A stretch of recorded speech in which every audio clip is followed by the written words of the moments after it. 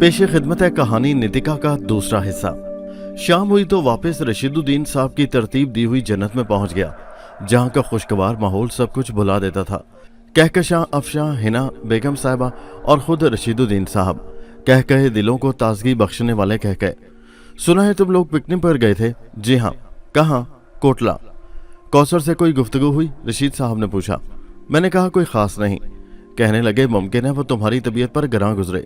नाजो नाम में बिगड़ी हुई है, वैसे किरदार की मजबूत लड़की है, लेकिन बस कुछ गुरूर की कैफियत है। बेचारी बेगम साहबा खुद उससे नाला रहती हैं। मुझे इससे क्या गर्ज रशीद साहब, मुझे सिर्फ अपना काम करना है। कहने लगे हाँ मियाँ ठीक है, और वो भी सिर्फ उस वक्त तक जब तक नवाब साहब ना आ जाएं। उसके बाद इंशाअल्लाह तुम्हें ड्राइवरी नहीं करनी पड़ेगी। मुझे इसकी परवाह नहीं है, जो कुछ भी कर रहा हूँ उससे मुतमईन हूँ और पूरे खलूस से कर रहा हूँ। रशीद साहब ने कहा मैं जानता हूँ। खाने के बाद हस्बे मामूल खुश गपियाँ होती रहीं। मैंने अपने पास रखे हुए 1000 रुपये अपने दोस्त को वापस कर दिए थे और अब मेरी गर्दन पर कोई भार नहीं था। दूसरे दिन हस्बे मामूल में अपनी ड्यूटी पर पहुंच गया। कोई काम नहीं था। गाड़ी लड़के ने साफ कर दी थी। रशीद साहब ने यह ड्यूटी लड़के के सुपुर्द कर दी थी। 11 बजे तक नूर जहां भी नजर नहीं आई। फिर बेगम साहिबा का पैगाम मिल गया, वो कहीं जाना चाहती थी। मैं तैयार हो गया। बेगम साहिबा आई और मैं उन्हें लेकर चल पड़ा। तकरीबन 12 बजे वापसी हुई। 1 बजे लंच के लिए छुट्टी होती थी। मैं अभी लंच पर नहीं गया था कि नूर जहां की शक्ल नजर आई। मैं जानबूझकर अनजान बन गया। मैंने पुश्त उसकी तरफ कर ली थी। भैया, अकब से आवाज आई और मैंने सुकून की सांस ली। मैं पलटा और नूर जहां मेरे करीब आ गई। मेरी नूर, मैंने उसे खींचकर सीने से लगा लिया। आम सी जगह थी, कोई भी देख सकता था, लेकिन इतनी पोजीशन मेरी भी थी कि किसी की परवाह ना करूं, और लुत्फ ही आ गया। जिस वक्त नूर जहां मेरे सीने से लगी हुई थी, बी कौसर भी बरामदे में आ गई। उन्होंने बखूबी हमें देख लिया था, लेकिन मैंने हिम्मत ना आ रही थी। तूने मुझे भाई बनाने का फैसला कर लिया नूर? हाँ भैया, नूर जहां ने अकीदत भरे लहजे में कहा। मैं बेहद खुश हूं नूर जहां, बता अपने भैया से क्या चाहती है? मैंने कहा। वो कहने लगी कुछ नहीं भैया, कुछ नहीं। बहनें सिर्फ भाई की मोहब्बत चाहती हैं और कुछ नहीं। मैं ऐसे ही खुश हूं, बस मैं ऐसे ही खुश हूं। तू जिस अंदाज में मुझे चाहती है पगली, मैं इस काबिल नहीं हूं। मेरी मंजिलें नामालूम हैं। मैं तो खुद नहीं जानता कि मैं किन राहों का मुसाफिर हूं। मैं तुझे क्या दे सकता हूं? नूर जहां ने कहा बस मैं ऐसे ही ठीक हूं। मेरे कान उसके कुचले हुए प्यार की सिसकियां सुन रहे थे, लेकिन मैं उसे खामोश नहीं कर सकता था। नूर जहां मेरे सीने से लगी रही और मैंने कन आंखियों से 2-3 बार बी कौसर की तरफ देखा। वो उसी तरह खड़ी हुई थी। नूर जहां ने पूछा खाना लाऊं भैया? मैंने कहा नहीं नूर जहां, खाना मैं रशीद साहब के यहाँ ही खाता हूँ। अलबत्ता शाम को चाय तेरे हाथ से पीऊंगा। नूर जहां ने कहा अच्छा भैया। नूर जहां मेरे सीने से अलग हो गई और फिर मैं कौसर की तरफ तवज्जो दिए बगैर रशीद साहब की तरफ चल पड़ा। मुलाजमत के भी असूल होते हैं, जो पेशा नापसंद हो उसे कबूल ही ना करो, और अगर कबूल करो तो सबसे पहले खुद उसकी इज्जत करो। इससे मुखलिस और दयानतदार रहो। मेरी हैसियत की ऐसी तैसी, मैं तो वो था जो इस वक्त था। यही मेरी असल हैसियत थी, और इस हैसियत से मुझे दयानतदार रहना था, जब तक भी हो। लंच का 1 घंटा होता था। मैं ठीक वक्त पर वापस पहुंच गया और एक मुलाजिम ने मुझे इतला दी कि कौसर बीबी कहीं जाएंगी। मैं जल्दी से गाड़ी पर पहुंच गया और कौसर का इंतजार करने लगा। मुलाजिम से मैंने कह दिया था कि गाड़ी तैयार है। थोड़ी देर के बाद कौसर एक खूबसूरत लिबास में बाहर निकली और मैं अदब से दरवाजा खोलकर एक तरफ हट गया। उसने झटकेदार आवाज में कहा चलो। मैंने कहा जी बेहतर। मैंने गाड़ी स्टार्ट करके आगे बढ़ा दी। उसने तुर्श लहजे में पूछा आज फिर तुमने वर्दी नहीं पहनी? मैंने कहा सिलने को दी है छोटी बीवी, जल्द मिल जाएगी। इसके बाद आप मुझे बगैर वर्दी के नहीं देखेंगी। कहने लगी सब मुझे कौसर बीबी कहते हैं, छोटी बीबी मुझे पसंद नहीं, कौसर ने कहा। मैंने कहा बहुत बेहतर कौसर बीबी। मैंने जानबूझकर दोनों अल्फाज का फासला रखा, जिसे शायद उसने महसूस किया हो, लेकिन कुछ नहीं बोली। मैंने पूछा कहाँ चलूं? कहने लगी घंटा घर, मुझे प्रोफेसर महमूद से नोट्स लेने हैं। मैंने कहा मुझे उनका पता बता दें। उसने कहा चलते रहो, और मैं खामोश हो गया। अभी कंपनी बाग से निकले थे कि अचानक एक गाड़ी बड़ा गलत मोड़ लेकर हमारे पीछे लग गई। अरे जरा गाड़ी एक साइड करके रोको, शायद नाहिद है, कौसर ने कहा, और मैंने खामोशी से गाड़ी फुटपाथ के साथ रोक दी। लेकिन अकब नुमा शीशे में मैं देख चुका था कि गाड़ी में सिर्फ एक शख्स है, और वो है अपने दुलारे भाई। दुलारे मियाँ ने बड़े स्मार्ट अंदाज में गाड़ी हमारे बराबर लाकर रोक दी, और कौसर उसकी गाड़ी में झांकने लगी और फिर उसने बुरा सा मुंह बना दिया। जहे नसीब, कसम अल्लाह की, वो जो कहते हैं कि दिल से दिल को राह होती है। आपका नाम लेकर घर से निकला था, लेकिन वो यूं सरे राह मुलाकात हो जाएगी ख्याल भी नहीं था। आइए मेरी गाड़ी में आ जाइए। कौसर ने चीख कर कहा क्या तुम्हारा दिमाग खराब है? दुलारे मियाँ तो खूब इश्क करके आए थे, कहने लगे अब हो गया है जब से आपको देखा है। कौसर बोली ड्राइवर गाड़ी आगे बढ़ाओ। जी, मैंने खामोशी से गाड़ी स्टार्ट करके आगे बढ़ाते हुए कहा, लेकिन मैंने निहायत सफाई से दुलारे मियाँ को आंख मार दी थी, जिसे उन्होंने देख भी लिया था। दुलारे मियाँ ने भी कार स्टार्ट करके हमारे पीछे लगा दी थी और अब कौसर किसी कदर मुस्तरिब नजर आने लगी थी। उसके चेहरे पर शदीद तरीन गुस्से के आसार थे। एक सुनसान सी जगह पर अचानक मैंने करंट का एक तार निकाल दिया। गाड़ी ने चंद झटके लिए और इंजन बंद हो गया। क्या हुआ? कौसर ने बेसाख्ता पूछा। मैंने कहा, ओह, कोई तार निकल गया है शायद, अभी ठीक किए देता हूँ। लानत है, कौसर दांत पीस कर बोली। मैंने गाड़ी एक साइड की और नीचे उतरकर बोनट खोल दिया। हस्बे तवक्को दुलारे मियाँ की कार बराबर आकर रुक गई थी। उन्होंने पूछा, क्या हो गया ड्राइवर? मैंने कहा, कोई तार निकल गया है जनाब। वो कहने लगे, ड्राइवर गाड़ी ठीक करेगा, आप मेरी कार में आ जाइए। कौसर आंखें निकाल कर बोली, आप जाते हैं या नहीं? और दुलारे भाई दरवाज़ा खोलकर नीचे उतर आए। कहने लगे, कौसर साहिबा, ये दिल कमबख्त, ये दिल दीवाना आपका परवाना हो गया है, कसम अल्लाह की, जब से आपको देखा है। कौसर गुर्रा कर कहने लगी, दुलारे साहब, आप इंतहाई जलील इंसान हैं, मैं आप पर थूकती हूँ। कौसर गुर्राई। सुनिए तो सही, 1 मिनट, दुलारे साहब बोले और फिर उन्होंने झुककर अपनी गाड़ी से दही बड़ों की हंडिया निकाली। कौसर साहिबा, मैं आपके लिए दही बड़े लाया हूँ। जलील कमीने, शर्म नहीं आती? कौसर दरवाजा खोलकर नीचे उतर आई। मैंने बोनट बंद कर दिया था और खामोशी से खड़ा ये मंजर देख रहा था। दुलारे मियाँ कहने लगे, ये मोहब्बत के दही बड़े हैं कौसर साहिबा, और हाँ, मैंने आपके लिए गजरे भी बनवाए हैं। मैं आपसे दीवानावार इश्क करने लगा हूँ। खुदा के वास्ते ये मोहब्बत के दही बड़े कबूल कर लें और ये गजरे। लेकिन दुलारे भाई जुमला पूरा भी नहीं कर पाए थे कि कौसर ने दही बड़ों की हांडी उनके हाथ से छीनकर पटक दी। अरे, ये आपने क्या किया कौसर साहिबा? कसम अल्लाह की, जामिया मस्जिद से लाया था, आपने मोहब्बत की हांडी तोड़ दी। लेकिन ये गजरे आपको जरूर पहनना पड़ेंगे, दुलारे भाई ने तासुफ से कहा। ड्राइवर, तुम देख रहे हो, तुम्हारा कोई फर्ज नहीं है। बिलाखिर कौसर ने मुझे मुखातिब किया। मैंने सुकून से कहा, हुक्म दे कौसर बीबी, मारो इस कमीने को। जी बेहतर है, मैंने उसी सुकून से कहा और दुलारे भाई की तरफ बढ़ा। दुलारे भाई ने मुस्कुराते हुए मुझे आंख मारी। मैं भी मुस्कुरा दिया और फिर दुलारे भाई के नजदीक पहुंच गया। बस अब जाइए, मैंने सर्द आवाज में कहा। तुम खिसक जाओ, मैं रास्ते पर ले आऊंगा, दुलारे भाई ने राजदाराना अंदाज में बोले। लेकिन कौसर बीबी ने आपको मारने का हुक्म दिया है, मैंने कहा, और दुलारे भाई का गिरबान पकड़ लिया। अरे, मेरी शेरवानी खराब हो जाएगी। लेकिन दूसरे ही लम्हे मेरा जोरदार थप्पड़ दुलारे भाई के चौड़े चेहरे पर पड़ा और दुलारे भाई दूर जा गिरे। अरे, वो बखलाए हुए अंदाज में बोले। मैंने दोबारा उनका गिरबान पकड़कर उठाया और इस बार मेरा हाथ उन्हें काफी दूर ले गया था। मैं फिर उनकी तरफ बढ़ा, लेकिन दुलारे भाई ने इस बार उठने में बहुत फुर्ती दिखाई थी। वो उछलकर खड़े हो गए और अब वो मतोहश निगाहों से मुझे देख रहे थे। मैं फिर उनकी तरफ बढ़ा और वो उछलकर भागे। मैं भी आगे बढ़ गया। इस तरह हम कौसर से दूर निकल आए। दुलारे भाई ने कहा, सुनो ड्राइवर, तुम्हें क्या हो गया है? मैंने बेबसी से कहा, नौकरी है दुलारे भाई, बात ना मानी तो निकाल दिया जाऊंगा। मगर तुम तो बहुत जोर से मार रहे हो, कसम अल्लाह की। मुमकिन है तनख्वाह बढ़ जाए, मैंने कहा। कहने लगे, ऐसी तैसी तुम्हारी तनख्वाह की, अब मुझे हाथ मत लगाना। मैंने कहा, गरीब आदमी हूँ दुलारे भाई, मेरी नौकरी पर तरस खाएं और थोड़ा और पिट लें। कहने लगे, अबे तुम 420 हो। उसने दही बड़े फेंक दिए और गजरे भी नहीं लिए। मैंने कहा, मैं क्या कर सकता हूँ, आपने मेरी बात ही नहीं मानी। वो बोले, क्या मतलब? मैंने कहा था तन्हाई तलाश करें। दुलारे मियाँ कहने लगे, ओह, मगर मैं तो फिरोजुद्दीन की कोठी की तरफ ही जा रहा था, अब तुम रास्ते में ही नजर आ गए तो मैं क्या करता? मैंने कहा, वक्त का इंतजार करते। दुलारे भाई बोले, हाँ यार, गलती हो गई, बस 2-4 हाथ और खा लें दुलारे भाई, और इसके बाद आइंदा लड़ाई करें। अबे नहीं, कसम अल्लाह की, जबड़े दुख रहे हैं, अल्लाह के वास्ते, मैं गिड़गिड़ाया। अबे तुम मार क्यों रहे हो? मैंने कहा, नौकरी के लिए, बस अब चले जाओ वरना मेरा हाथ भी उठ जाएगा। मैंने कहा, आपको पहले ही उठाना चाहिए था। दुलारे भाई हैरत से बोले, क्या मतलब? मैंने कहा, आप तो बुज़दिलों की तरह पिट रहे हैं, भाग रहे हैं, क्या समझेगी वो अपने दिल में? क्या वो आपको बुज़दिल ख्याल ना करेगी? दुलारे भाई बड़े परेशानी से बोले, अरे फिर क्या करूं? मैंने कहा, जवाबी हमला करें जल्दी से। दुलारे भाई बोले, ओह ठीक है, और फिर वो किसी भैंसे की तरह मेरे ऊपर पल पड़े। मैंने उनका वार खाली दिया और वो झोंक में आगे निकल गए। पीछे से मेरी लात उनकी कमर पर पड़ी और वह कलाबाजी खा गए।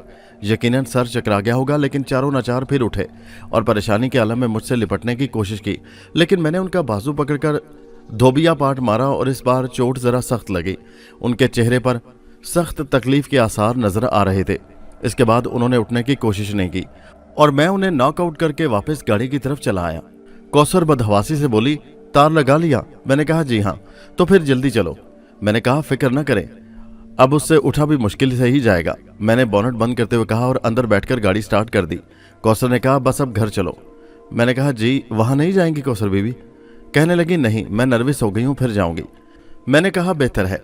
मैंने गाड़ी वापस मोड़ दी। कौसर खामोश थी, वो खासी परेशान नजर आ रही थी। काफी देर तक वो खामोश रही, फिर बोली इस वाक़े का किसी और से तज़किरा मत करना।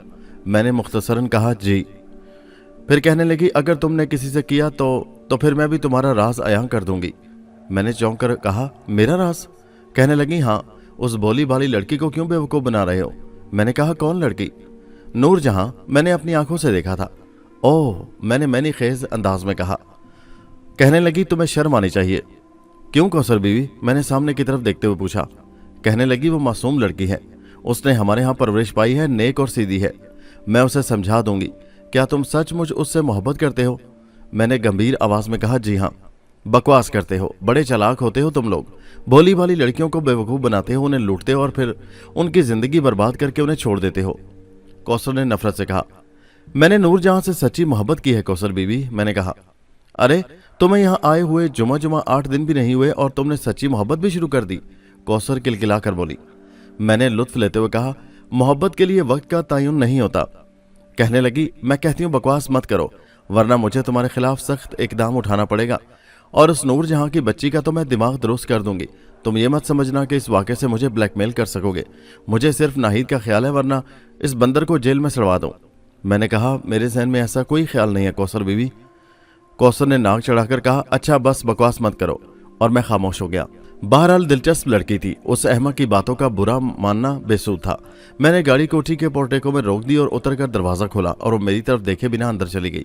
मैं एक तवील सांस लेकर मुस्कुराने लगा था।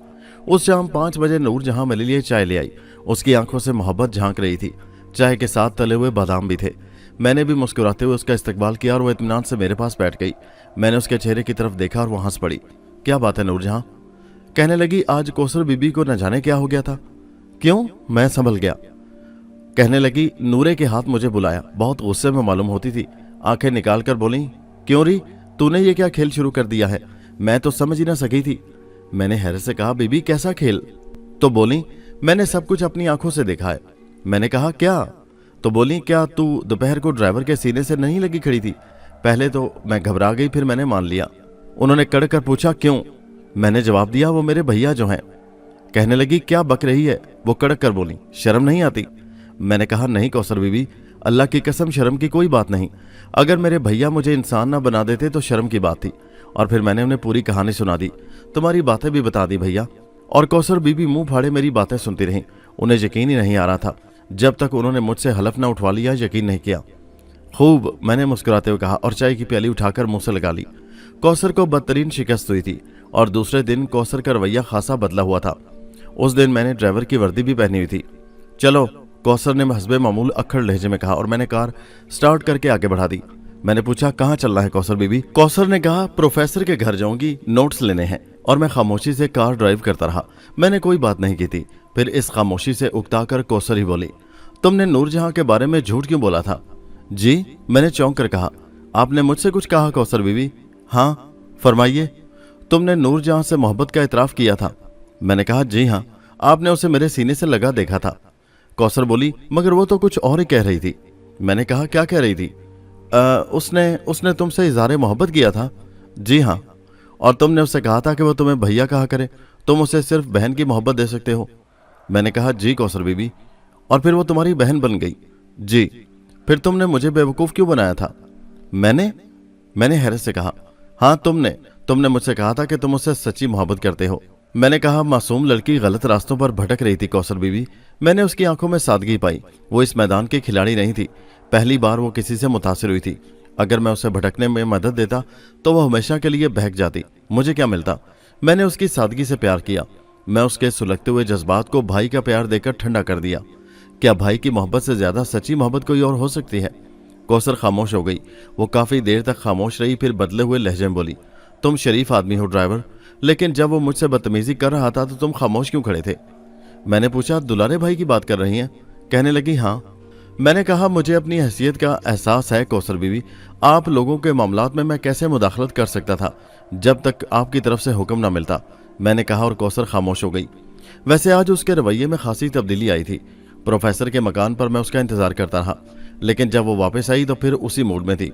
उसने मुझसे कोई बात नहीं की और नाक चढ़ाई बैठी रही। मैंने भी उस नकचढ़ी लड़की से कोई बात करने की कोशिश नहीं की थी। दूसरे दिन उसने फिर बदतमीजी का मुजाहरा किया। उसे किसी पार्टी में जाना था, मैं तैयार था। वो कार के पास आई और मेरी वर्दी देखकर ठिठक गई।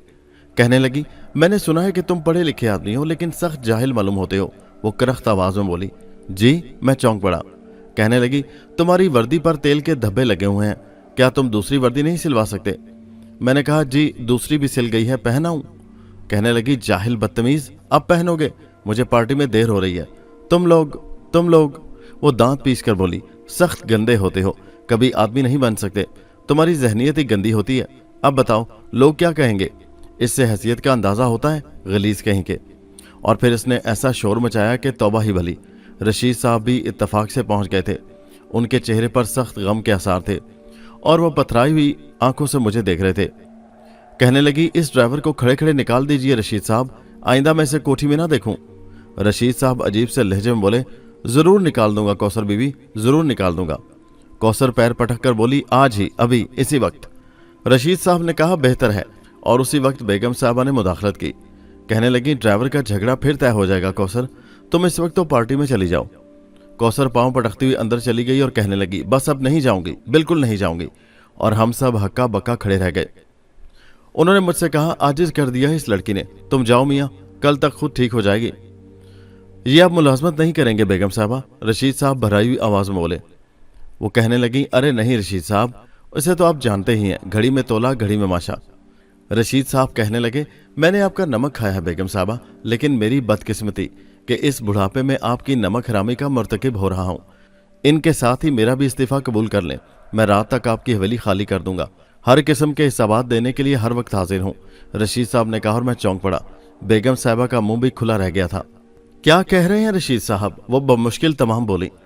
कहने लगे, बूढ़ा हो चुका हूं, अब आपकी खिदमत अंजाम देने के काबिल नहीं हूं। बेगम साहबा कहने लगी, लेकिन इस वक्त अचानक मुझे यकीन है कि आप कौसर की बात से नाराज हो गए हैं। वो कहने लगे, वो मेरी बच्ची है बेगम साहबा, लेकिन सरफराज भी मेरा बेटा है। अगर कहकशां इसके शान में गुस्ताखी करेगी तो खुदा की कसम मैं इसे बेयारो मददगार छोड़ दूंगा, ख्वाह कहीं भटकती फिरे। रशीद साहब की आवाज़ आखिर में सख्त हो गई थी। मैंने मदाखलत की, रशीद साहब सुनिए तो सही। आओ, रशीद साहब गरज कर बोले, और उनका ये लहजा इस कदर शदीद था कि उसके बाद मैं कुछ नहीं बोल सका। बेगम साहबा खड़ी रह गई और रशीद साहब मुझे बाजू से पकड़े हुए घर ले आए। इस खुलूस पर मेरी आंखों से आंसू निकल पड़े थे, लेकिन मैंने उन्हें जाहिर नहीं होने दिया। बहरहाल मुझे उस नौकरी की क्या परवाह हो सकती थी। रशीद साहब खामोशी से घर वापस आए।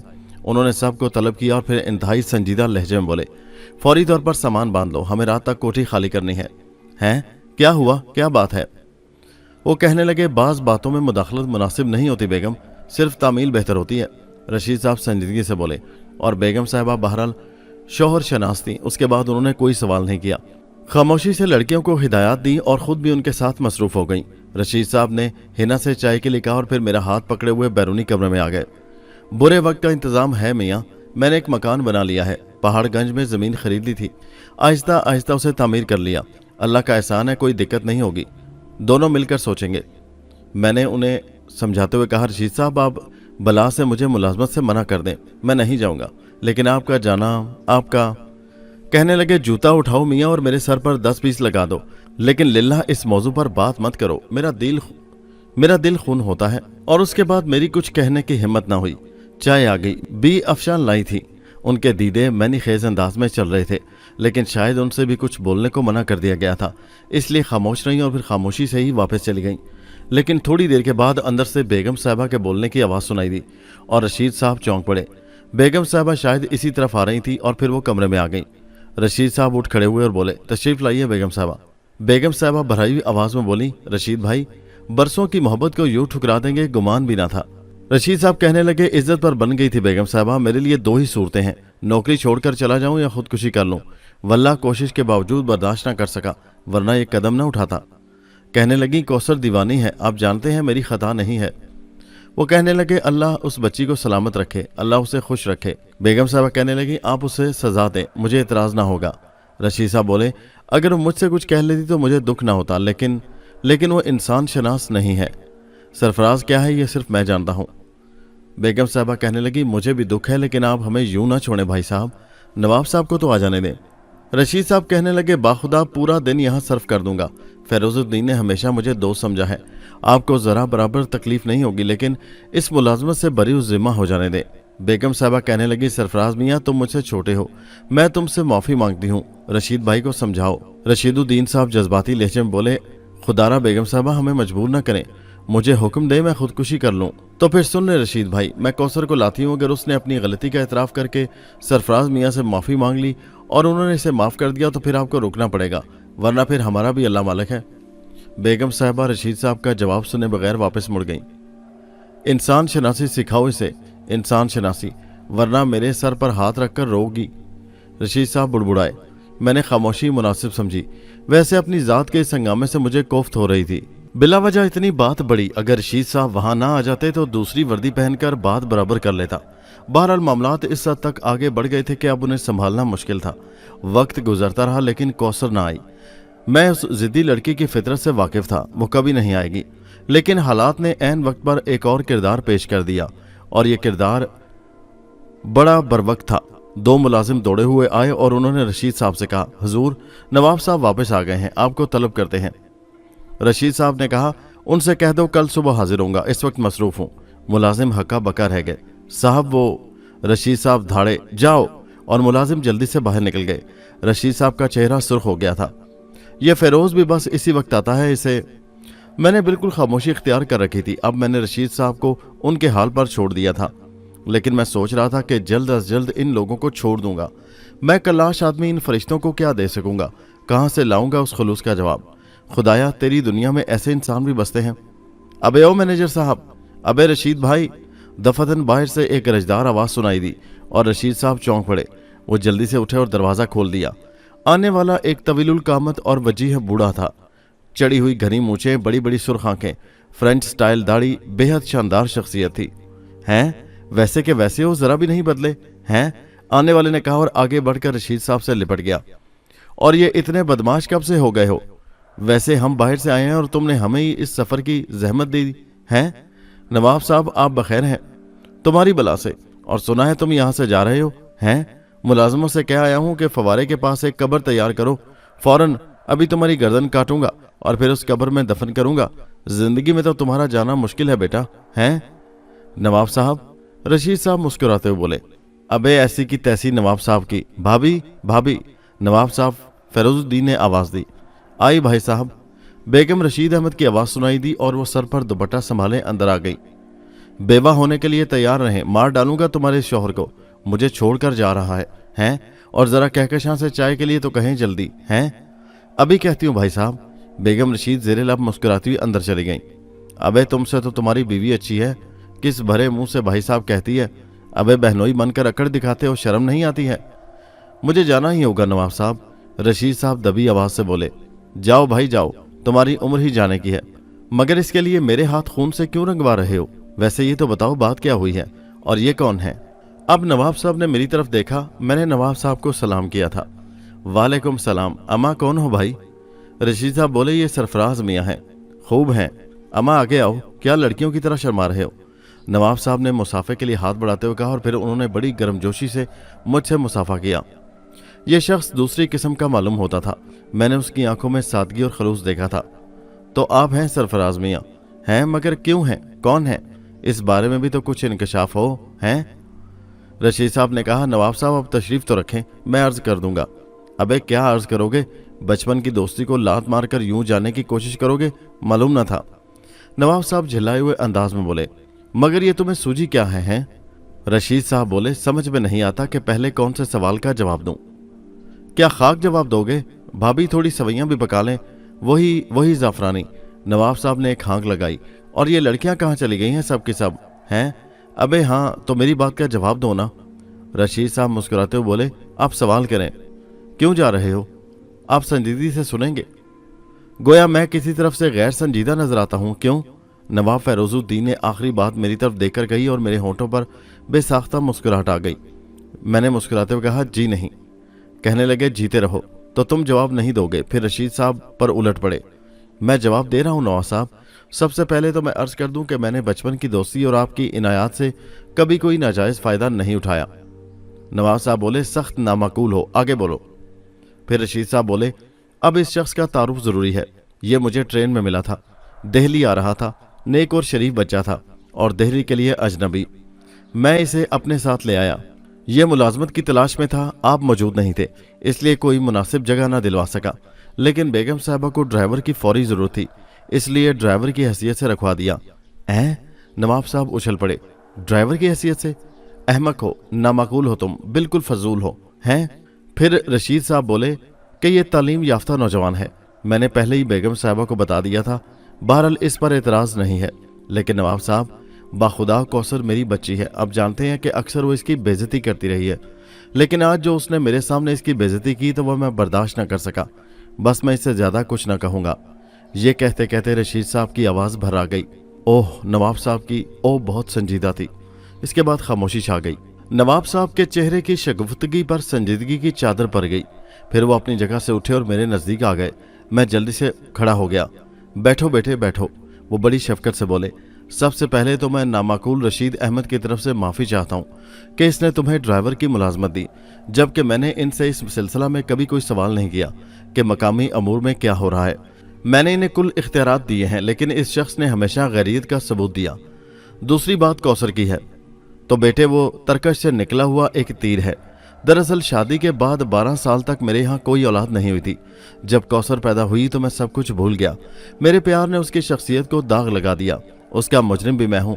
तुम्हारा दिल दुखा है तो मुझे माफ़ कर दो बेटे। मैंने घबराकर कहा, नवाब साहब, बात माफ़ी की है बेटे, माफ़ कर दो। कसूर दरअसल मेरा है, माफ़ कर दो। कौसर के अल्फाज वापस नहीं हो सकते, लेकिन तुम्हारी पेशानी कुशादा है, इससे फराख दिली का पता चलता है। इस सरकश लड़की के बाप को माफ़ कर दो। मैंने कहा, नवाब साहब आप मेरे बुजुर्ग हैं, मुझे शर्मिंदा न करने। कहने लगे, तो फिर दिल से कौसर की बदतमीजी भुला दो।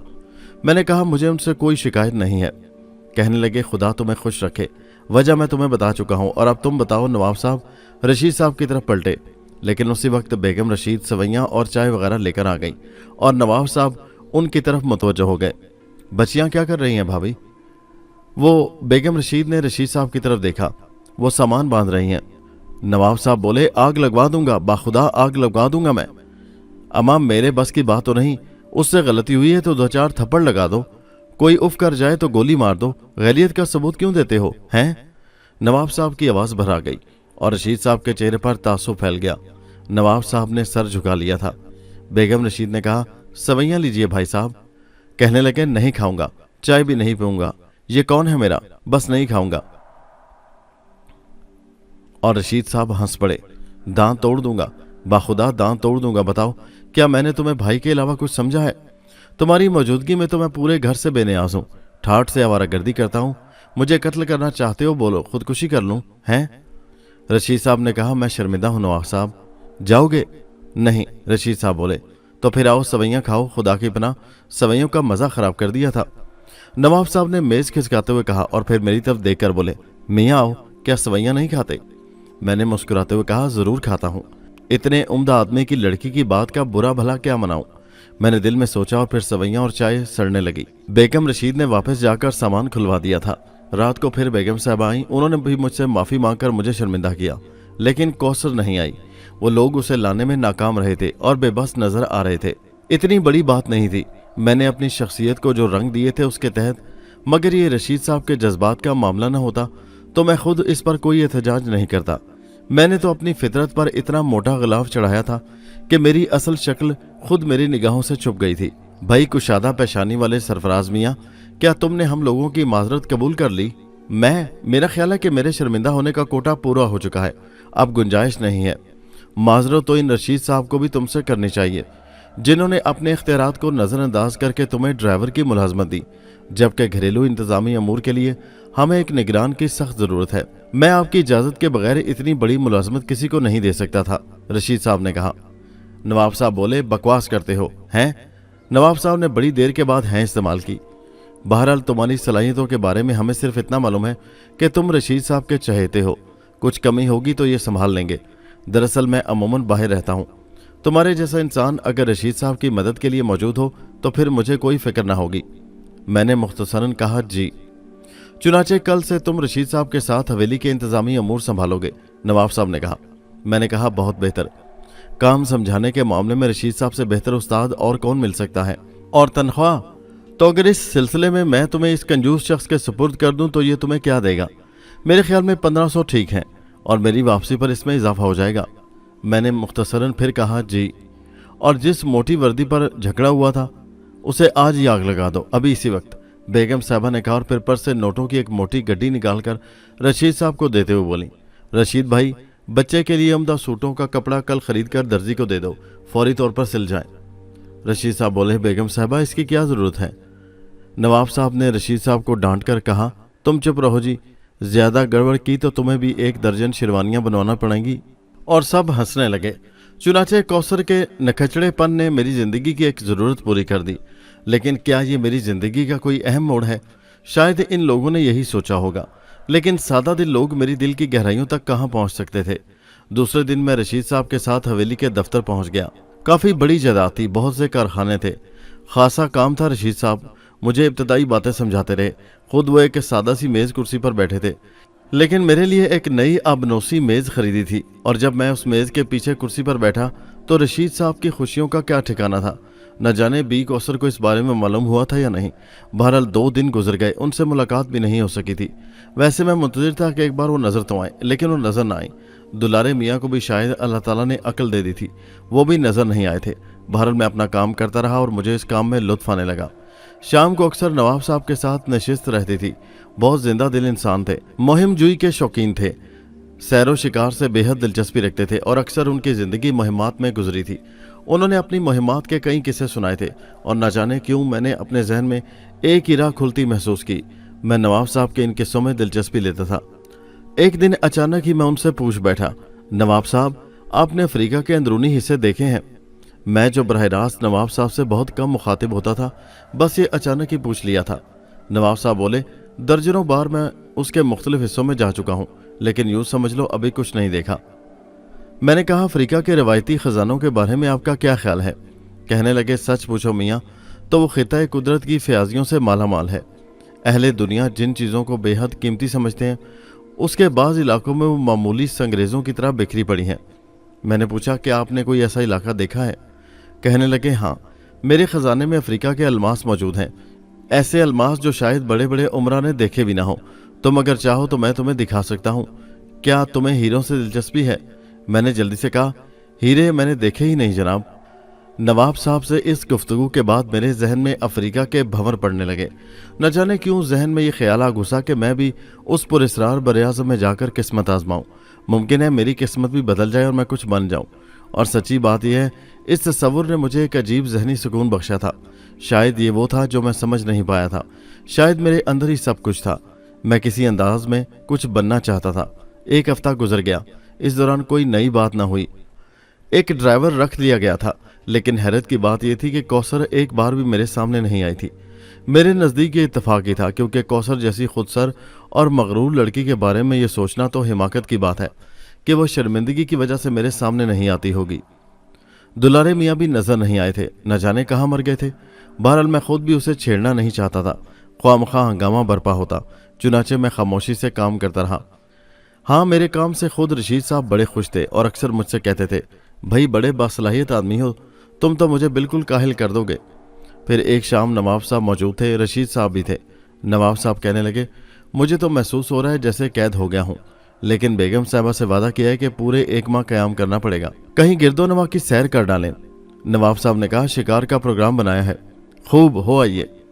वो राना फारूक अहमद ने दावत दी है। शाहदरा के गिरदोनवा में पाड़ा और तीतर मिल जाते हैं। शायद रशीद साहब इन मामलात से वाकिफ नहीं थे, लेकिन मेरे दिल में एक हुक उठी थी। मेरी आंखों में अपनी राइफल घूम गई और फिर मेरे दिल में एक धुआं सा उठने लगा। नवाब साहब ने आवाज़ दी, भाई सरफराज मियाँ, और मैं चौंक पड़ा। जी नवाब साहब, तो तुम ड्राइविंग भी कर लेते हो? जी नवाब साहब। नवाब साहब बोले, तो क्यों ना हम तुम्हें 2-3 रोज़ के लिए रशीद साहब से उधार मांग लें? रशीद साहब बोले, ज़रूर ज़रूर, जीप से शाहदरा चलेंगे, सैरो शिकार रहेगा। मियाँ दुनिया की और दिलचस्पियों से भी लुत्फ़अंदोज़ होना चाहिए। मैंने कहा, मैं तैयार हूँ नवाब साहब। कहने लगे, बहुत खूब, लुत्फ़ रहेगा। सच्ची बात है, सिर्फ यही एक हिच थी, मैं तन्हा कहीं नहीं जा सकता। मैंने कहा, नवाब साहब मैं आपके साथ चलूँगा। तो फिर तैयारियां करो, कल ही चल रहे हैं। बहुत बेहतर, मैंने दिल ही दिल में खुश होते हुए कहा, और फिर जरूरी अमूर तय हो गए। ये रात अजीब कश्मकश में गुजरी थी।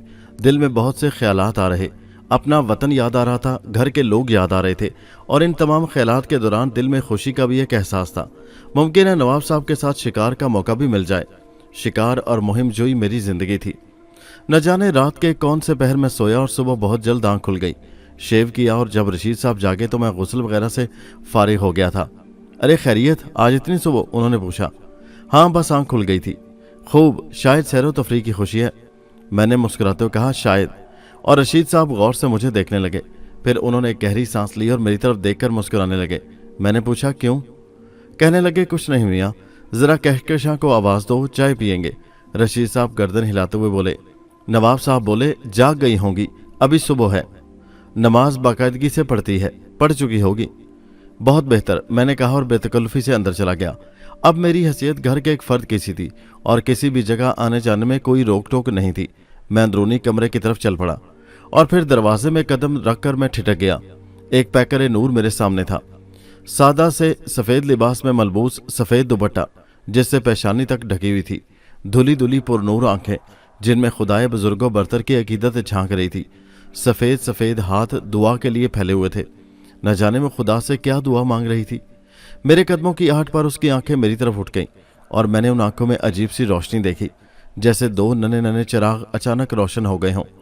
और इस पुरसहर मंजर का मेरे ऊपर बहुत असर हुआ। मैं मबहूत सा होकर उसे देखने लगा। आज की कहकशां हमेशा से मुख्तलिफ थी। आज की कहकशां वो न थी जिसे मैं देखता आया था, और वो भी किसी शहर में गिरफ्तार हो गई थी। उसके हाथ दुआ के अंदाज में फैले हुए थे और आंखें मुझे देख रही थी। न जाने कितनी देर गुजर गई, न जाने कितना वक्त गुजर गया, और फिर रशीद साहब की आवाज़ ने हम दोनों को चौंका दिया। हम दोनों ही उछल पड़े थे। हाजिर हुआ, मैंने कहा, और कहकशां ने जल्दी से दोनों हाथ चेहरे पर फेर लिए। फिर उसने खुश्क होंठों पर जुबान फेरते हुए मुझे सलाम किया। वालेकुम अस्सलाम। बड़ी लंबी दुआ मांगी जा रही थी, मैंने संभल कर मुस्कुराते हुए कहा, और कहकशां शर्मा गई। मैंने पूछा, इस दुआ में हम भी शामिल थे या नहीं? कहकशां की निगाहें झुक गईं। हाजिर हुए थे चाय के लिए, कहकशां ने कहा। अभी लाई, अभी लाई। कहकशां की शर्माई हुई आवाज़ सुनाई दी और फिर वो जल्दी से बावर्ची खाने की तरफ चल पड़ी। न जाने वो अपना कौन सा राज छुपाना चाहती थी।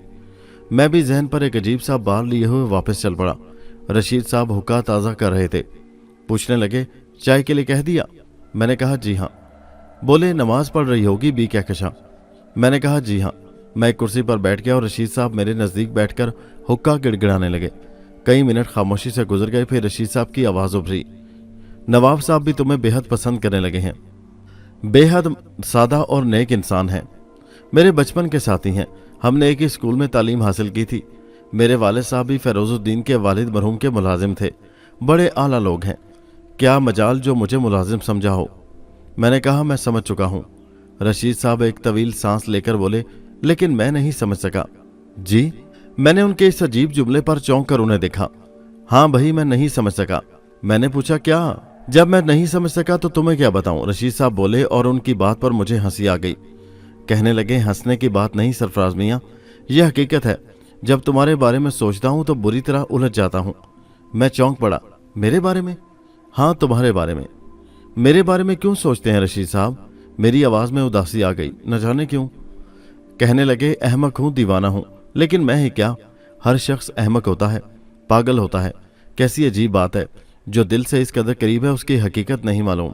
मैंने कहा, मैं एक बेहकीकत इंसान हूँ रशीद साहब, एक मामूली सी हैसियत का इंसान जिसका दुनिया में कोई नहीं है। अगर आप जैसी हस्ती का सहारा न मिलता तो बेकसी और तन्हाई का एहसास कब्र तक साथ जाता। कहने लगे, अल्लाह न करे मियाँ, अब तो तुम तन्हा नहीं हो। अब तो तुम ये नहीं कह सकते कि दुनिया में तुम्हारा कोई नहीं है। सब है मियाँ, हम सब हैं तुम्हारे। मैंने कहा, रशीद साहब, काश मैं आपके इस खलूस का कोई सिला दे सकता। कहने लगे, खलूस बेकीमत चीज़ है, इसका कोई सिला नहीं होता। तुम्हारी अपनाइयत, तुम्हारी मोहब्बत काफ़ी है। रशीद साहब ने कहा और मैं खामोश हो गया। मैं किसी कीमत पर रशीद साहब को अपने बारे में कुछ नहीं बता सकता था। न जाने कितने मसले खड़े हो जाते। नहीं नहीं, उन्हें कुछ बताना दुरुस्त नहीं है। कहकशां चाय ले आई और माहौल बदल गया। मैंने कहकशां की तरफ देखा। आज न जाने क्या हो गया था। फजूल है, बकवास है, लानत है मुझ पर। मेरी सोच के धारे नहीं बदलने चाहिए। मैं उसे बहन कह चुका हूँ और मैं निगाहें झुकाए चाय पीता रहा। थोड़ी देर के बाद नवाब साहब का मुलाजिम आ गया। रशीद साहब बोले, क्या बात है शादो? हजूर, नवाब साहब ने भेजा था कि अगर सरफराज साहब ना जागे हों तो उन्हें जगा दिया जाए, सुबह ही सुबह निकल जाएंगे, वरना फिर धूप में सफ़र करना पड़ेगा। मैंने पूछा, नवाब साहब तैयार हैं? कहने लगे, जी हाँ, बरामदे में बंदूक लिए टहल रहे हैं। ओह, तो फिर मैं चलता हूँ रशीद साहब। हाँ, दरअसल गलती हुई, रात को ही मालूम कर लेना चाहिए था। किस वक्त रवानगी का इरादा है? कहकशां से कह दिया जाता कि नाश्ता तैयार हो जाता। क्या नवाब साहब ने नाश्ता कर लिया है शादो? जी, कह रहे थे कि राना फारूक साहब के यहाँ नाश्ता करेंगे। अच्छा, हाँ, फिर ठीक है। शाहदरा है ही कितनी दूर? रशीद साहब मुतमईन होकर बोले, और फिर वो भी मेरे साथ ही कोठी के बड़े हिस्से की तरफ आए। नवाब साहब दर हकीकत तैयार थे। एक खूबसूरत गैर मुल्की राइफल लिए वो बेहद वजीह नजर आ रहे थे। बहुत खूब, बहुत खूब, गोया आप भी तैयार हैं। दरअसल मैं रात को कहना भूल गया था कि सुबह ही सुबह निकल चलेंगे तो बेहतर रहेगा। नवाब साहब हमें देखते ही बोले। मैं सुबह ही उठ गया था नवाब साहब। मैंने कहा, तैयार हो? जी हाँ। तब फिर चलो, जाए रशीद साहब। खुदा हाफिज नवाब साहब। नवाब साहब ने मुलाजिम को आवाज़ दी, शादू। जी हजूर। जीप तैयार है? जी बिल्कुल तैयार है हजूर। आओ सरफराज मियाँ। अच्छा भाई, खुदा हाफिज, 2-3 रोज़ में लौट आएंगे। नवाब साहब ने रशीद साहब से कहा और रशीद साहब ने हम लोगों को खुदा हाफिज कहा। एक कीमती जीप तैयार खड़ी थी, उसमें भी 2 राइफलें और काफ़ी तादाद में कारतूस रखे हुए थे। कुछ दूसरा सामान भी था।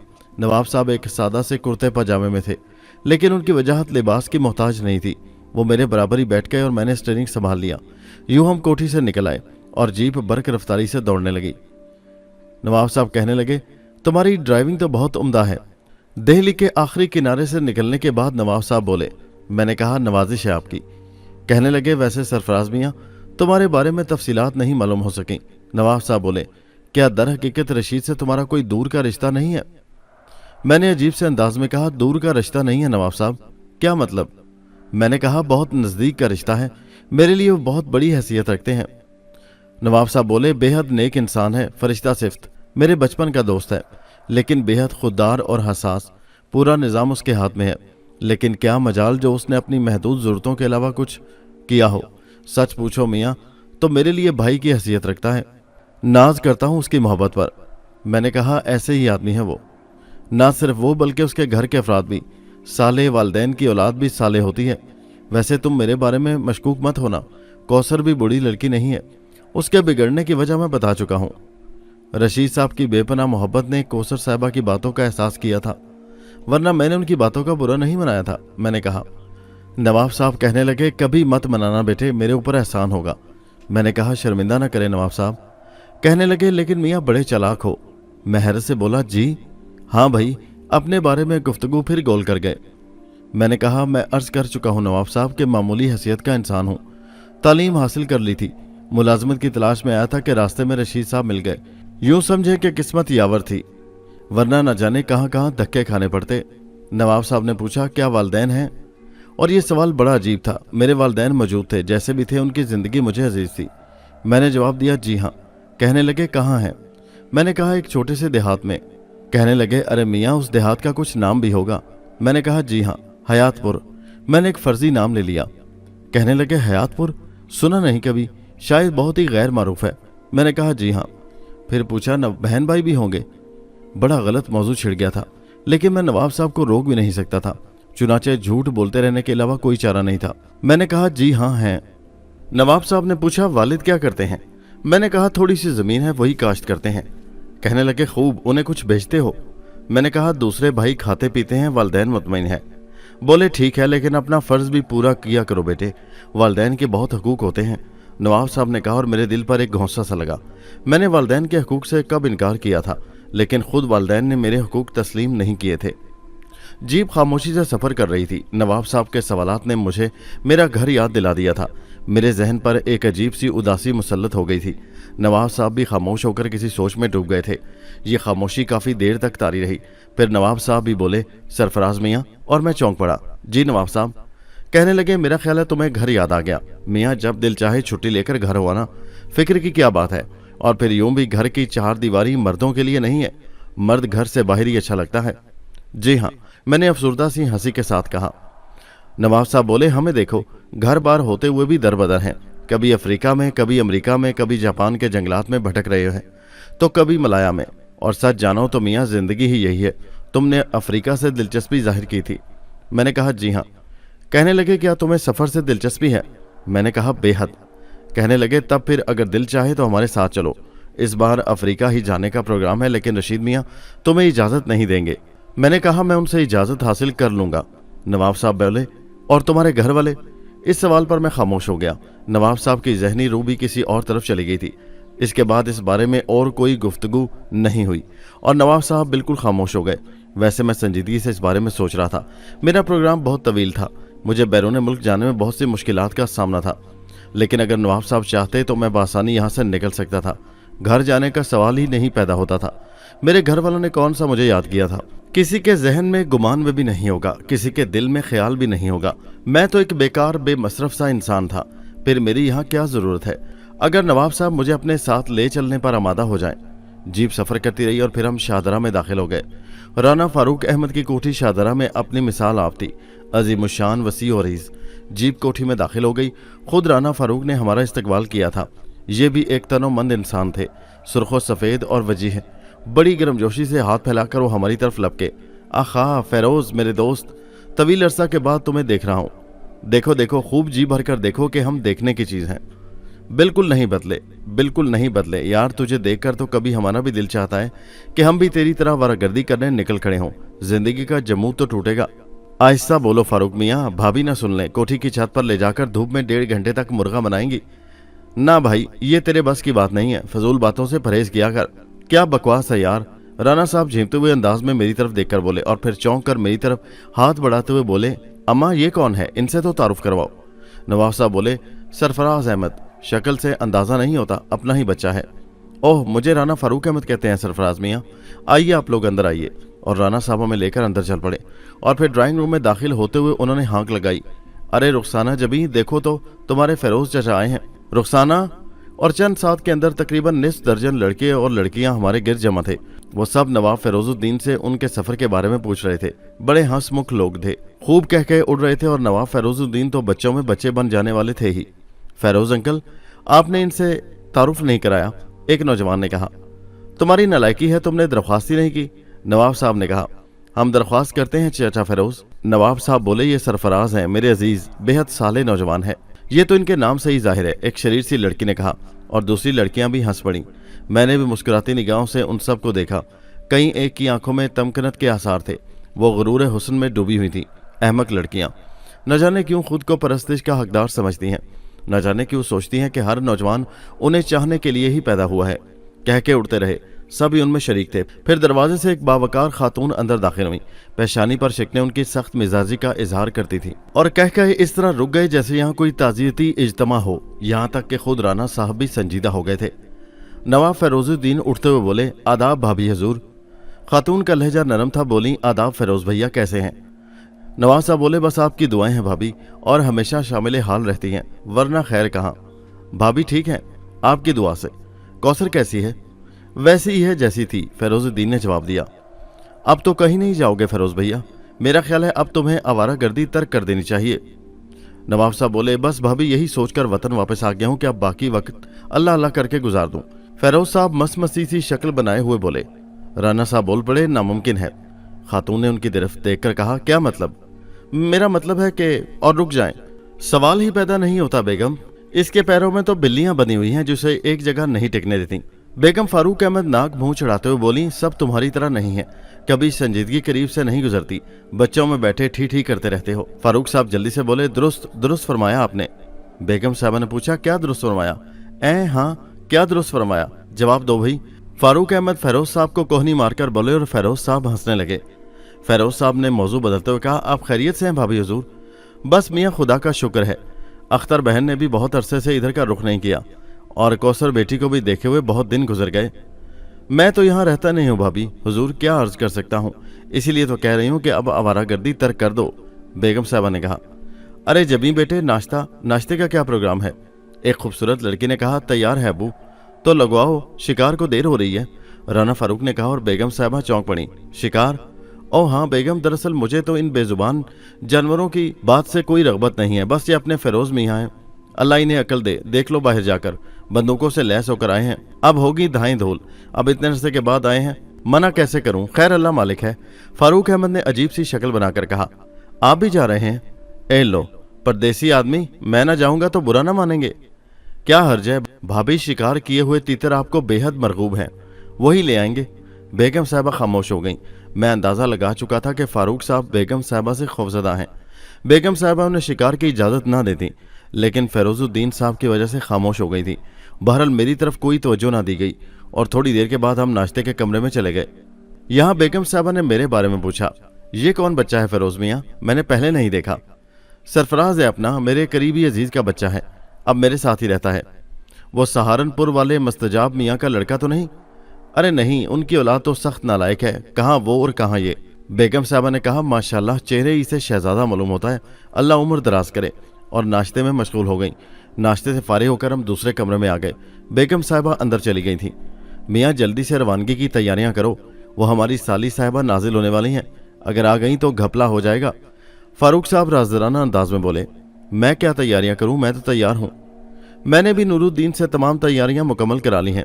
इन लड़के लड़कियों ने भी मेरे साथ भरपूर तावन किया है, इन्हें भी साथ ले जाना पड़ेगा। नवाब साहब बोले, जरूर ले चलो, लेकिन शिकार में ये कहाँ मारी मारी फिरेंगी। फेरोजुद्दीन ने कहा, इन लोगों का मकसद पिकनिक है, किसी एक जगह डेरा डाल देंगे, उन्हें वहां छोड़ देंगे और हम शिकार को निकल खड़े होंगे। हाँ हाँ, कोई हर्ज नहीं है, तो फिर चलें। बिस्मिल्लाह, नवाब फेरोजुद्दीन ने कहा। बस 2 चंद मिनट की इजाजत चाहता हूँ, राना फारूक ने कहा और नवाब साहब ने गर्दन हिला दी। राना साहब बाहर निकल आए। तकरीबन 15 मिनट के बाद मुलाजिम हमारे पास आया। कहने लगा, राना साहब आपका इंतजार कर रहे हैं। ओ कहाँ हैं? हजूर वो बाहर निकल गए हैं, मैं आपके साथ चलूंगा। ओह अच्छा अच्छा। नवाब फेरोजुद्दीन हंसने लगे, फिर वो मेरे साथ बाहर निकल आए। बीवी से बहुत डरता है, उन्होंने रास्ते में कहा। मैंने जवाब दिया, जी। बाहर निकलकर हम जीप में बैठ गए। मुलाजिम हमारे साथ था। मैंने जीप स्टार्ट करके आगे बढ़ा दी और हम कोठी से निकल आए। कोठी से काफी दूर 2 जीपें खड़ी हुई थी। एक जीप में राना फारूक साहब चंद मुलाजमों के साथ बैठे हुए थे और दूसरी जीप में उनकी निस्फ दर्जन औलाद विराजमान थी।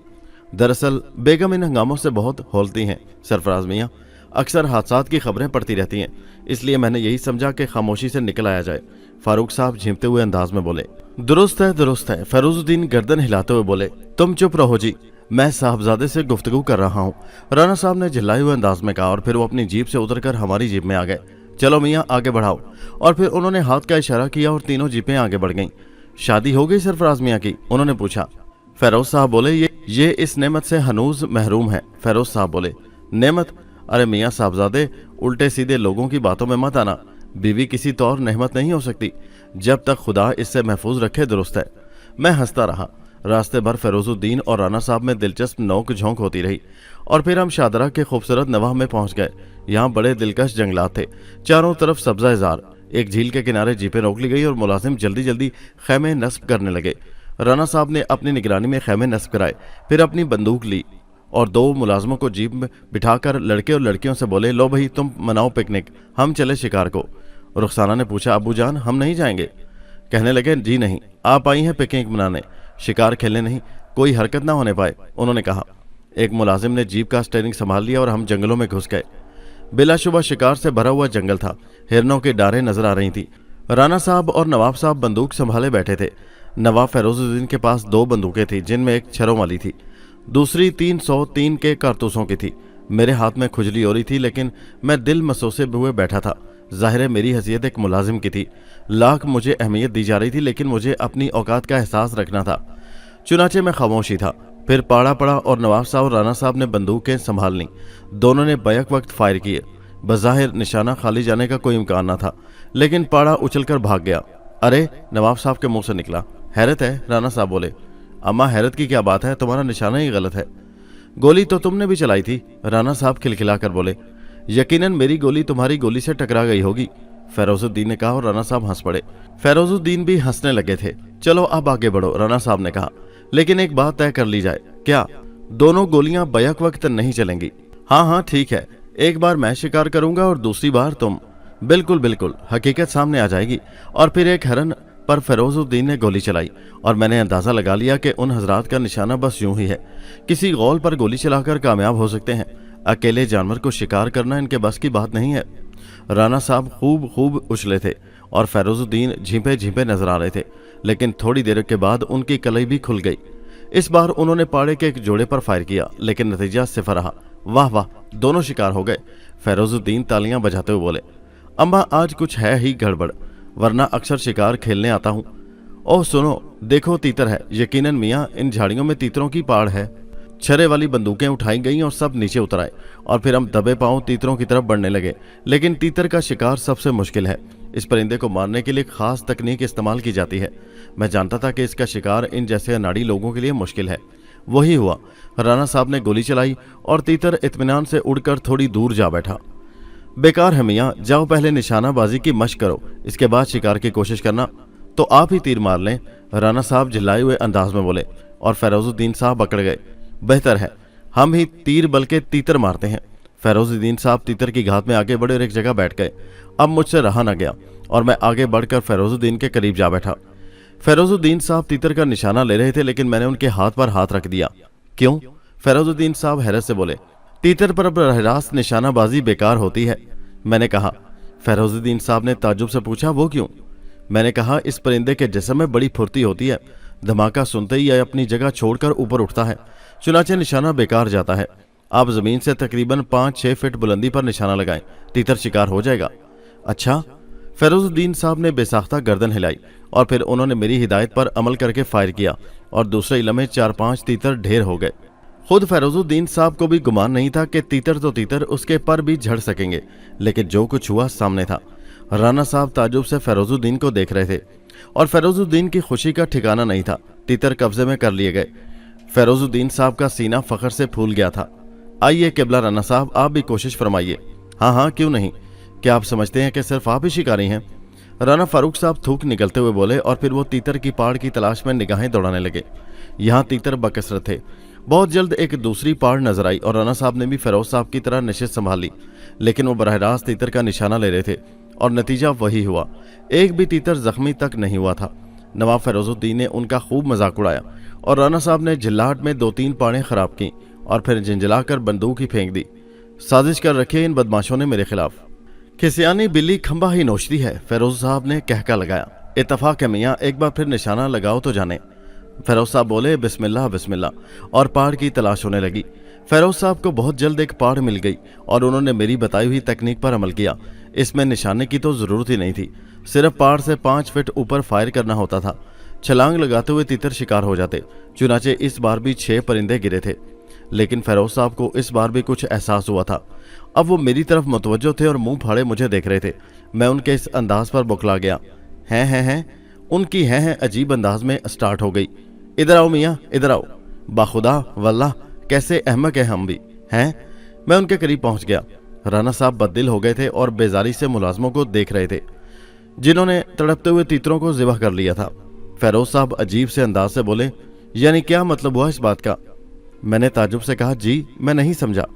ये तीतर के शिकार की तकनीक, मेरा मतलब है ये आपको कहाँ से मालूम हुई हैं? मैंने कहा, जी बस कुछ शिकारियों की सोबत रही है।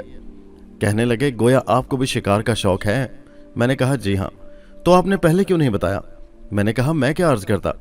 कहने लगे, गोया दिल ही दिल में आप अब तक हमारा मजाक उड़ाते रहे होंगे हैं? मैंने कहा, हरगिज नहीं नवाब साहब, मैं ये जुर्रत कैसे कर सकता हूँ। कहने लगे, साहबजादे बहुत गहरे मालूम होते हो। चलो शराफत से बंदूक उठाओ और सजा के तौर पर 2 पाड़े शिकार करो, ना कर सके तो कोई दूसरी सजा तजवीज़ की जाएगी हैं? मैं हंस पड़ा। जो हुक्म नवाब साहब। तीतर समेट लिए गए थे। नवाब साहब ने बंदूक मेरे हाथ में थमा दी। राणा साहब से उन्होंने कुछ नहीं कहा था। बहरहाल हम जीपों में सवार होकर पाड़ों की तलाश में निकल खड़े हुए और बहुत जल्दी एक पाड़ा नजर आ गया। मैंने राणा साहब के कंधे पर बाजू रख दिया क्योंकि उस वक्त जीप वही ड्राइव कर रहे थे। राणा साहब ने हैरत से मेरी तरफ देखा। खूब, तो आप भी इकलौते पाड़े को मारेंगे? ठीक है, बिस्मिल्लाह बिस्मिल्लाह, उन्होंने तंजिया अंदाज में कहा। मैंने मुलाजमों से कहा, तुम लोग उतर जाओ, इसे ज़िबा करना है, और वो जीप की अकबी सिमत उतर गए। सुभान अल्लाह, ये आन मरे, राणा साहब बोले। फैरोजुद्दीन भी खामोश खड़े थे। मैंने पाड़े की शुस्त लेकर फायर कर दिया। मजाल थी उसकी जो बच जाता। दूसरे इलमे वो उछलकर जमीन पर आ रहा और मुलाजिम तेजी से उसकी तरफ दौड़े। वो मारा, फैरोजुद्दीन ने पुरजोश नारा लगाया। राणा साहब सर घुजा रहे थे और फिर वो झींपे हुए अंदाज में बोले, मौत ही आ गई थी कमबख्त की, हिल ही नहीं रहा था अपनी जगह से। मैं हंस पड़ा। कमाल है भाई, वाकई कमाल है। फैरोजुद्दीन साहब आहिस्ता से बुड़बुड़ाए। अब वो बार बार अजीब सी निगाहों से मुझे देख रहे थे। पाड़ा जीप पर रख लिया गया। दूसरी तरफ राणा साहब बदस्तूर वही रट लगाए हुए थे कि पाड़ा इत्तफाक से मारा गया। बहरहाल हम दूसरे पाड़े की तलाश में चल पड़े। मैंने राणा साहब से ड्राइविंग खुद ले ली थी, जिस पर उन्होंने इतराज़ न किया। बंदूक भी मैंने अपने पास रख ली थी। न जाने क्यों एक तवील अरसा के बाद मेरे जहन में जौलानी सी आ गई थी, शायद इसलिए कि बहुत अरसे के बाद अपना पसंदीदा शुगल मिला था। बहरहाल मैं जीप ड्राइव करता रहा। एक जगह नवाब साहब ने मेरा कंधा भींचा। हरनों की एक डोर नजर आ रही थी। मियाँ नहीं नवाब साहब, राना साहब को एतराज़ होगा, मैंने कहा। अजी आप शिकार करें, मुझे क्या एतराज़ हो सकता है, राना साहब ने कहा।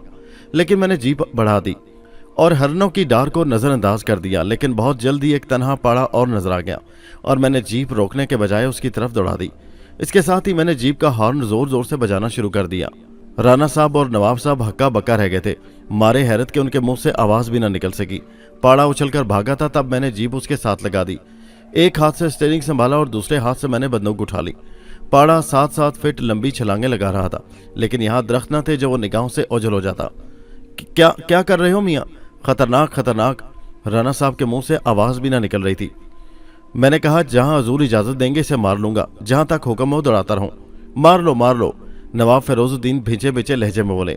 इजाज़त राना साहब, मैंने मुस्कुराते हुए बंदूक बगल में दबाई। जीप अब भी मैंने नहीं रोकी थी और राना साहब ने बादले नख्वास्ता गर्दन हिला दी। दूसरे ही लम्हे मेरे हाथ में वही बंदूक से फायर हुआ और पाड़ा उछलकर नीचे गिरा। कमाल है वल्लाह कमाल है, राना साहब बेसाख्ता बोले। मैंने जीप रोक दी थी। माशाल्लाह माशाल्लाह सरफराज मियाँ माशाल्लाह, नवाब फिरोजुद्दीन निढाल से लहजे में बोले और फिर वो खामोश हो गए।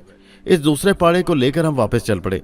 रास्ते में घर ले जाने के लिए तीतर का शिकार किया गया और ये काम भी मेरे लिए मुश्किल नहीं था। मैंने निशानाबाजी के वो कमालात दिखाए कि दोनों हजरात दंग रह गए। एक फायर करके तीतरों के गोल को उड़ा दिया और यके बाद दीगरे फायर करके पूरे के पूरे गोल को गिरा लिया। दोनों शिकारी गुंग होकर रह गए थे। फिर हम वापस खैमों के पास पहुंच गए। लड़के और लड़कियां तफरीहात में मशगूल थे। तीतर तैयार किए गए और फिर खाना उड़ाया गया। लेकिन नवाब फिरोजुद्दीन साहब कुछ ज़्यादा ही खामोश थे। राना साहब की लड़कियां और लड़के मुझसे घुल मिल गए थे। शाम तक तफरी रही और फिर हम वापस चल पड़े। रात की तफरीहात भी दिलचस्प थीं। मुझे और नवाब साहब को एक ही कमरा दिया गया। हंगामे ख़त्म हुए तो हम सोने के लिए आ गए। नवाब साहब ने मुझे बेतकल्फ़ी से आराम करने की इजाज़त दे दी। वो गहरी सोच में थे और फिर वो अचानक बोल उठे, और तुम ड्राइवरी कर रहे थे? जी, मैं चौंक पड़ा। और वो अहमक लड़की तुम्हारी बेइज्जती करती थी? मैं नहीं समझा नवाब साहब। अरे मियाँ बता दो आखिर तुम कौन हो? मैंने एक ठंडी सांस लेकर कहा, नवाब साहब मैं आदमी हूँ। नवाब साहब बोले, बाखुदा वादा करता हूँ कि तुम्हारा जो भी राज होगा उसे हमेशा राज रखूंगा। मैंने कहा, नवाब साहब आप मेरे बुजुर्ग हैं, मैं आपका मुलाजिम हूँ, लेकिन आपके रवैये ने यह एहसास मेरे जहन से मिटा दिया है। मेरी शख्सियत में कोई फरेब नहीं है। मैं अर्ज कर चुका हूँ, बहुत से बहन भाई हैं, घर वालों को मेरी कोई ख़ास ज़रूरत नहीं थी। मैंने घर छोड़ दिया।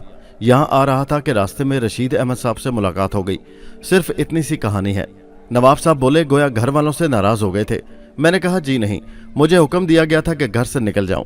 मैंने कहा, ओह कैसे नाकदर शनास लोग थे, लेकिन मियाँ तुम्हारा ख़ानदान? मैंने कहा, शुरफा में गिना जाता है। वालिद साहब इंतहा पसंद इंसान है। वो बोले, क्या नाम है उनका? शर्मिंदा हूँ, ना बता सकूंगा। नवाब साहब बोले, ओह ओह, बस यही एक सच है। खैर मियाँ, अल्लाह ताला नजरे बद से बचाए। बड़ी उम्दा शख्सियत के मालिक हो, इंसान को खूब मुतासिर कर लेते हो और निशाना तो कमाल का है। नवाब साहब काफ़ी देर तक मेरी निशानाबाजी की तारीफ करते रहे, फिर सो गए। दूसरे दिन हमने इजाज़त तलब की और वापस चल पड़े। जीप बदस्तूर मैं ड्राइव कर रहा था और नवाब साहब मेरे नज़दीक बैठे थे। वैसे वो खासी गहरी सोच में थे। मैं जानता था कि वो मेरी तरफ से उलझे हुए हैं। बहरहाल मैं खामोशी रहा। बस मियाँ आज आराम ही करो, और हाँ रात का खाना मेरे साथ ही खाना। मैंने जवाब दिया, बहुत बेहतर, और रशीदुद्दीन साहब के घर वापस आ गया। रशीदुद्दीन तो कोठी में थे। घर के दूसरे लोग भी काम काज में मसरूफ थे। अलबत्ता बी अफशा मेरे पास आ गईं। कहिए, सैर कर आए? मैंने कहा, जी हाँ, आप फरमाइए। अरे हम क्या फरमाएं, अब तो आप हमारी खबर ही नहीं लेते हैं। ये शिकायत आपको क्यों पैदा हो गई? क्या करें, घड़ी भर बातचीत को तरस गए हैं। मैंने कहा, माफ़ी चाहता हूँ अफशा बेगम, आज दिन भर आपकी खिदमत में हाजिर हूँ। अफशा खुश होकर बोली, सच? छुट्टी है क्या? मैंने कहा, आपकी दुआ से। अरे हम तो हमेशा आपके लिए दुआ करते रहते हैं। हमारी तो खुशी है कि आप हमेशा छुट्टी पर रहें, अफशा ने कहा और मैं हंस पड़ा। खैर सुनाइए, शिकार का प्रोग्राम कैसा रहा? बहुत उम्दा। मुझे उसकी बातों पर हंसी आ रही थी। इतनी देर में बेगम रशीद अहमद की आवाज़ सुनाई दी, अफशा अफशा। अरे बाप रे, हमारी मजबूरी को मद्देनिगाह रखिए, हम चले। मैंने हंसते हुए कहा, कोई बात नहीं। रात को आराम से सोया था, कोई थकन नहीं थी, लेकिन फुर्सत थी। आराम करने के सिवा और क्या करता। लिबास तब्दील करके लेट गया, आंखें बंद कर लीं और फिर बहुत से चेहरे निगाहों में उभर आए। जुलेखा, न जाने आज जुलेखा क्यों याद आई थी। प्यारी सी शक्ल की लड़की थी, लेकिन यह हकीकत है कि मैंने कभी उसकी तरफ तवज्जो ही नहीं दी थी। मुझे इन बातों की फुर्सत कहाँ थी। न जाने नादान लड़की ने अपने दिल में मुझे जगह क्यों दे दी। और फिर जुलेखा के बाद कहकशां, और कहकशां के तस्वुर के साथ दिल के किसी गोशे में न जाने क्यों एक अनोखी धड़कन सी उठी। सफ़ेद दुपट्टे से लिपटा हुआ नूरानी चेहरा, दुआ के लिए उठे हुए हाथ। मैंने उसे खलूसे दिल से बहन कहा था। फिर ये मुनाफिकत कैसी, ये कैसी गंदगी दिल में पैदा हो रही है। मैंने खुद को संभाला और फिर मेरी निगाहों में नूर जहां आ गई। अरे नूर जहां से मुलाकात नहीं हुई, कैसी पागल होती है ये लड़कियां भी। पगलियों के दिल मोम की तरह मुलायम होते हैं, इनमें हुस्नो इश्क के गुदाज के अलावा और कुछ होता ही नहीं है। लेकिन आखिर में मुझे कौसर याद आई, एक अनोखी लड़की, एक आम सी लड़की जो सिर्फ गलत एहसासात का शिकार थी। उसने तो मेरे सामने ही आना छोड़ दिया था। क्या वो अपने रवैये पर नादिम है? ये बात हलक से नहीं उतरती थी। ऐसी लड़कियां नादिम नहीं होती। उसने सोचा होगा उसे क्या जरूरत है मुझसे माफी मांगने की। ठीक है, बहरहाल काबिल माफी है, कच्चे जहन की मालिक है, जिंदगी के रास्तों पर आएगी, ठीक हो जाएगी। मुझे इससे क्या लेना देना है। न जाने क्या क्या सोचता रहा और सोचते सोचते नींद आ गई। फिर रशीद अहमद साहब ने ही मुझे जगाया था। सरफराज मियाँ उठो भाई, खाना खाकर फिर सो जाना। ओह, मैं जल्दी से उठ गया। न जाने क्यों नींद आ गई थी। मैंने नादिम अंदाज में कहा, कमाल है, न जाने क्यों कि इसमें क्या बात है। अच्छा, क्या आराम कर लिया? जाओ मुंह हाथ धोकर खाने के कमरे में आ जाओ। मैंने कहा, बहुत बेहतर। और थोड़ी देर के बाद मैं खाने के कमरे में पहुंच गया। दस्तरखान लगा हुआ था, सभी मौजूद थे, सिर्फ मेरा इंतजार हो रहा था। मैंने जल्दी से दस्तरखान पर बैठते हुए कहा, अरे वाकई मुझे बहुत देर हो गई है। बेगम रशीद अहमद ने कहा, कोई बात नहीं है बेटे, अभी तो खाने का वक्त ही हुआ है। रशीद अहमद बोले, रात का खाना तो तुम फेरोजुद्दीन के साथ खाओगे? ओह जी हाँ, उन्होंने हुक्म दिया था। रशीद अहमद साहब मुस्कुराने लगे। हुक्म? क्यों? बेगम रशीद ने उनकी जानिब देखा। लड़कियां खामोशी से खाने में मशगूल थीं। भाई ये सरफराज मियाँ दर हकीकत जादूगर हैं, जिनके साथ रहे वो दीवाना हो गया। अब फेरोजुद्दीन को देखो, तारीफें करते करते जुबान नहीं थक रही। और फिर इसका अमली तजुर्बा तो हम सबको है। आपने एक नई बात सुनी बेगम? बेगम रशीद अहमद ने दिलचस्पी से पूछा, क्या? साहबजादे निशानाबाजी में अपना सानी नहीं रखते? ओह, नवाब साहब तो कह रहे थे कि उन्होंने अपनी जिंदगी में ऐसा तजुर्बाकार शिकारी नहीं देखा। अरे, बेगम साहबा ने कहा, मुझसे कह रहे थे, खुदा का वास्ता दे रहे थे कि मैं उनके बारे में तफसील बताऊं। मैंने दर्जनों कस्में खाई, तब उन्हें यकीन आया कि वाकई मैं भी इनके बारे में कुछ नहीं जानता। ये बात मुझे शर्मिंदा कर रही थी। चुनाचे मैंने खाना खाते हुए कहा, मेरी समझ में नहीं आता चाचा जान कि आप मेरे बारे में क्या जानना चाहते हैं। मैं जो कुछ हूँ दर हकीकत वही हूँ। आपसे अर्ज कर चुका हूँ कि मेरी जिंदगी में कोई खास राज नहीं है। बराह करम मुझे मजीद शर्मिंदा ना करें। ठीक है, हम हक नहीं रखते सरफराज मियाँ, लेकिन तुम्हारी शख्सियत पर एक पुरस्रार सा गलाफ चढ़ा हुआ है। हम इस गलाफ के नीचे झांकने के ख्वाहिशमंद हैं। रशीद अहमद बोले, आप यकीन फरमा लें, इस गलाफ के नीचे आपको कोई घिनौनी शह नजर नहीं आएगी। आपके खलूस, आपकी मोहब्बत के जवाब में मैं सिर्फ इतना अर्ज करूंगा कि मैं किसी फकीर का बेटा नहीं हूँ, लेकिन खुद फकीर हूँ। मेरे घर में मेरे लिए गुंजाइश नहीं थी, मैंने घर छोड़ दिया। बस इस घर में वापस नहीं जाना चाहता हूँ जहाँ मेरी हैसियत नज़रअंदाज कर दी गई थी, इसलिए मैं किसी को अपने बारे में नहीं बताता। रशीद अहमद बोले, ओह, तो हमारा ख्याल दुरुस्त था। मुमकिन है आपने मेरे बारे में ठीक अंदाजे लगाए हों। मैंने कहा, बस इससे ज़्यादा मैं कुछ अर्ज नहीं कर सकूंगा। रशीद अहमद बोले, ठीक है, इससे ज़्यादा मालूम करना हमारे लिए ज़रूरी भी नहीं है। वैसे नवाब साहब तुम्हारे बेहद गुण गा रहे थे। मैंने कहा, नेक इंसान है, सबको अच्छा समझते हैं। शाम की चाय के बाद मैं कोठी की तरफ निकल गया। खास तौर से नूर जहां से मुलाकात करना थी। नूर जहां को तलाश करते हुए किचन में जाना पड़ा। वो मौजूद थी, मुझे देखकर खिल उठी। अरे ड्राइवर भैया, कैसी हो नूर जहां? अच्छी हूँ ड्राइवर भैया, चाय पियोगे? मैंने कहा, ज़रूर पीऊँगा। और नूर जहां मेरे लिए चाय बनाने लगी। मैं यूं ही एक मेज़ पर बैठ गया और नूर जहां देखकर मुस्कुराती रही। फिर उसने चाय बनाकर मुझे पेश कर दी। मेरी तनख्वाह मिलेगी नूर जहां, तो मैं तेरे लिए क्या लाऊं? वो बोली, मेरे लिए? हाँ। नहीं भैया, सब कुछ तो मौजूद है। मैंने कहा, मगर मैं कुछ लाना चाहता हूँ, तो मेरी बहन है ना। और नूर जहां के चेहरे की तरफ देखा, लेकिन नूर जहां परेशान निगाहों से दरवाजे की तरफ देख रही थी। मेरी पुश्त दरवाजे की तरफ थी, इसलिए मुझे मालूम न था कि वो क्या देख रही है। मैंने उसकी खामोशी और निगाहों की बेचैनी नहीं देखी थी। बोल, तू मेरी बहन है ना? मैंने फिर कहा, लेकिन उसके साथ ही मुझे अपनी पुश्त पर कदमों की आहट महसूस हुई। तब मैंने पलट कर देखा, कौसर दरवाजे में खड़ी थी। मेरे होंठों पर मुस्कुराहट फैल गई और मैंने फिर रुख बदल लिया।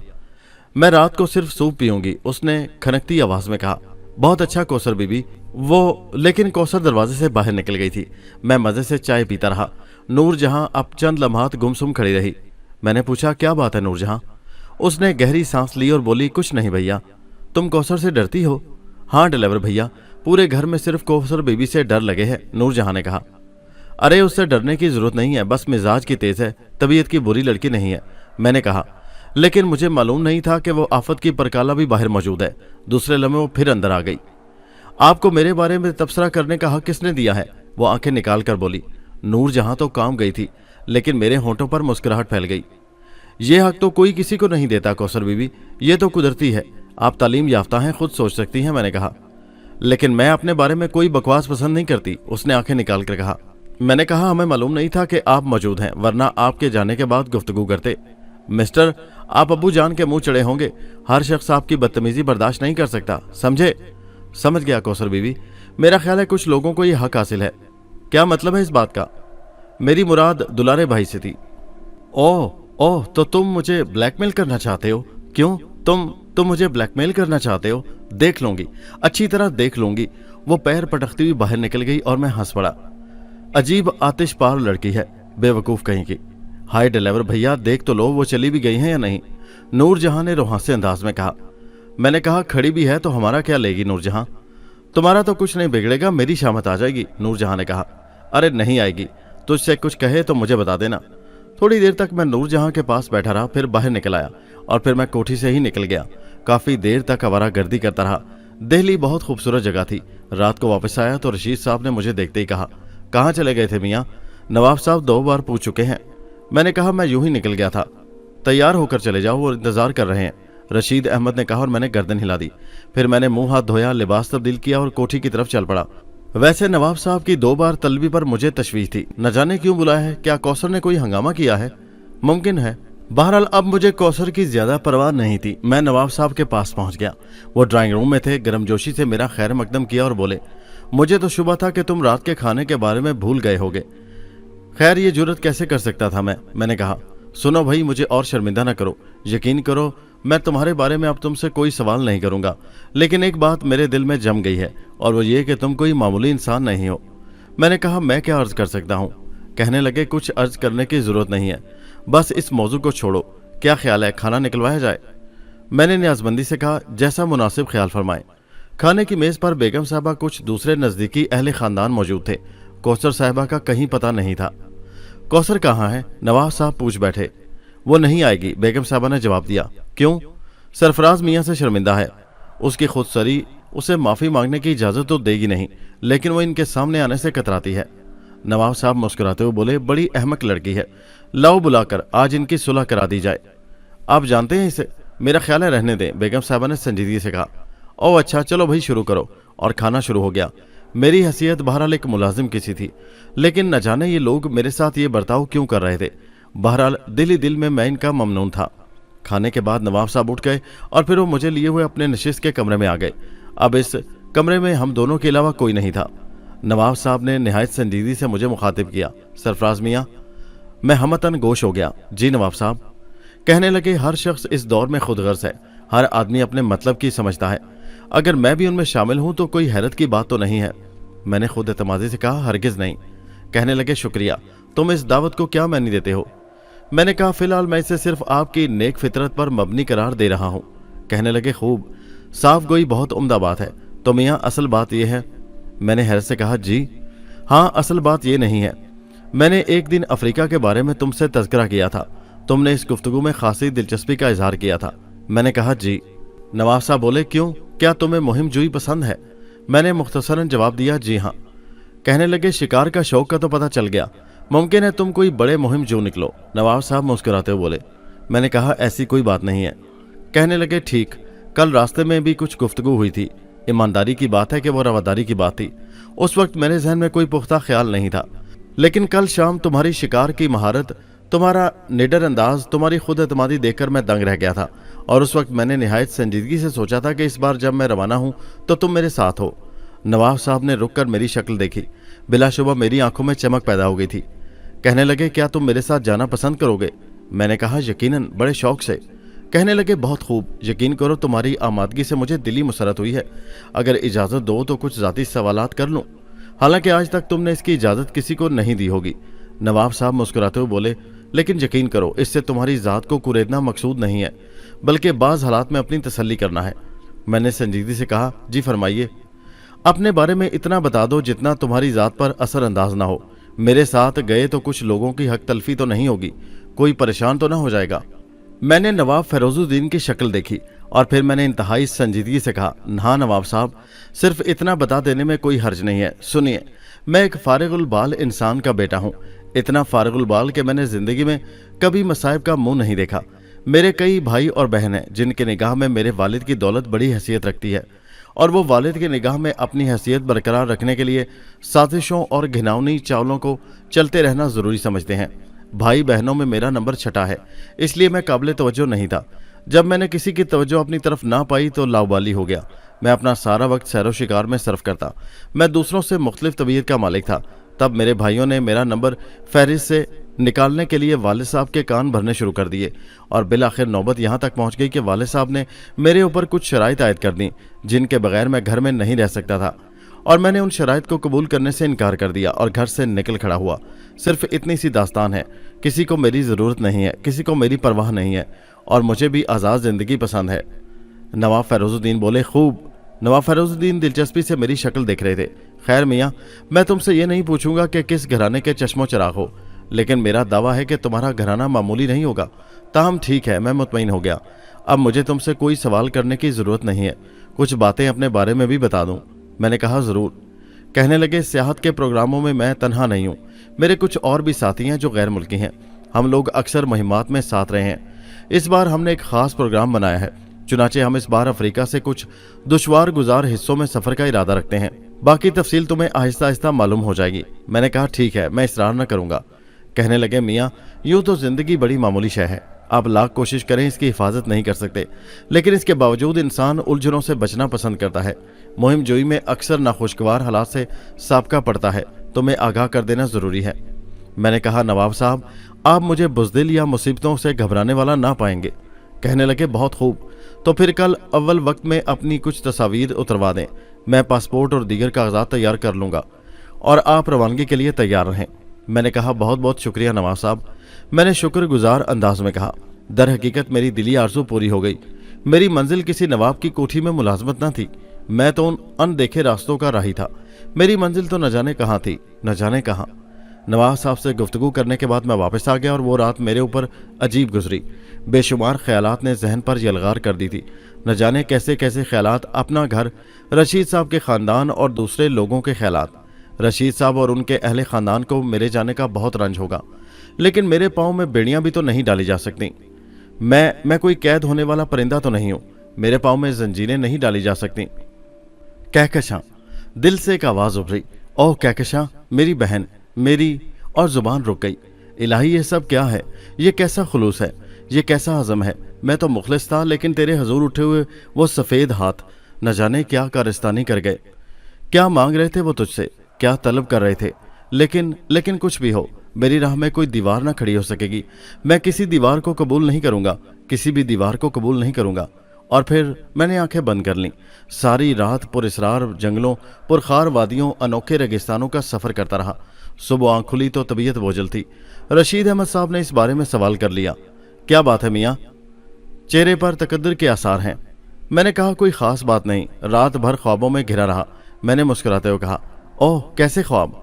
अच्छा, मैं समझ गया। वो हंस पड़े। क्या समझ गए आप? कुछ नहीं मियाँ, मुरगन खाने खाए होंगे। हो जाता है, ऐसा हो जाता है। वो हंसते हुए बोले। मैं भी हंसने लगा। नाश्ते के बाद हम दोनों चल पड़े। दफ्तर में पहुंचकर हस्बे मामूल काम शुरू हो गया। रशीद साहब बगौर मुझे देख रहे थे। ये हकीकत थी कि मैं बार बार अफ्रीका के तस्वुर में गुम हो जाता। रशीद साहब ने मुझे मुखातिब किया, सरफराज मियाँ। मैं चौंक पड़ा। जी? तबीयत बोझल हो तो आज आराम करो, कोई ख़ास काम भी नहीं है। मैंने कहा, ऐसी कोई बात नहीं है रशीद साहब। कहने लगे, मैं महसूस कर रहा हूँ। मैंने कहा, दरअसल कल नवाब साहब ने मुझसे कुछ गुफ्तगू की है। ओहो, बताने की है? मैंने कहा, यकीनन। तो बताओ ना, रशीद साहब ने कहा। वो मुझे अपने साथ अफ्रीका ले जाना चाहते हैं। हैं? रशीद साहब सरासिमगी से बोले। मैंने कहा, जी हाँ रशीद साहब। उन्होंने निहायत संजीदगी से गुफ्तगू की थी। कहने लगे, तो मियाँ मना कर दिया होता, कोई ज़बरदस्ती तो नहीं है। रशीद साहब बेचैनी से हाथ मलते हुए बोले।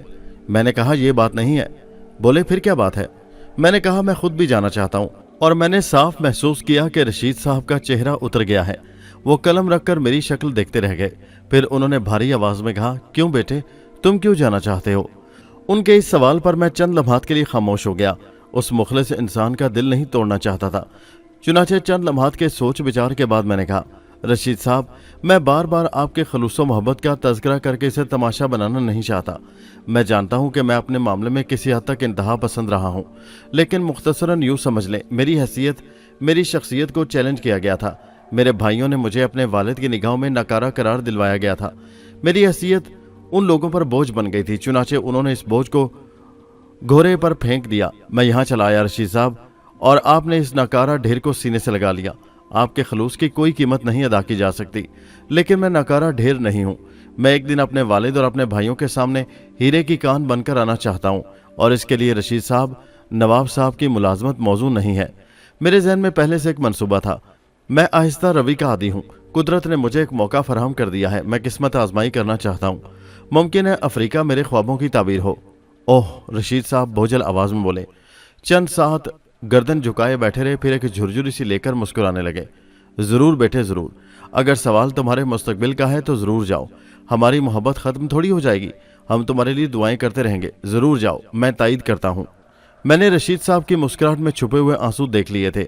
मैंने कहा, एक दरख्वास्त है रशीद साहब। अरे कहो मेरे बेटे, जरूर कहो। मैंने कहा, चाची जान और बच्चों से मेरी रवानगी के बारे में कुछ ना कहें। ओह क्यों? मुमकिन है उनके आंसू मेरे पाँव की जंजीर बन जाए। ठीक है, रशीद साहब मजबूत आवाज में बोले। मैं उनसे कुछ नहीं कहूँगा। शुक्रिया रशीद साहब, बहुत बहुत शुक्रिया, लेकिन सुनिए, एक वादा करना होगा। मैंने कहा, हुक्म दीजिए। कहने लगे, वापस यहीं आओगे। रशीद साहब, मेरी आंखों में नमी आ गई। शायद आप इसे मुबालगा समझें। मुझे अपना घर छोड़ते हुए इतना दुख नहीं हुआ था। रशीद साहब, आपने मुझे उनसे ज्यादा अपनायत दी है जो मुझे दुनिया में लाने के जिम्मेदार हैं। अरे नहीं बेटे, इस कदर शर्मिंदा ना करो। रशीद साहब आंखों की कोरें साफ करते हुए बोले। उस वक्त दरवाजे से बेगम फैरोजुद्दीन की आवाज आई। रशीद भाई, मैं अंदर आ जाऊं?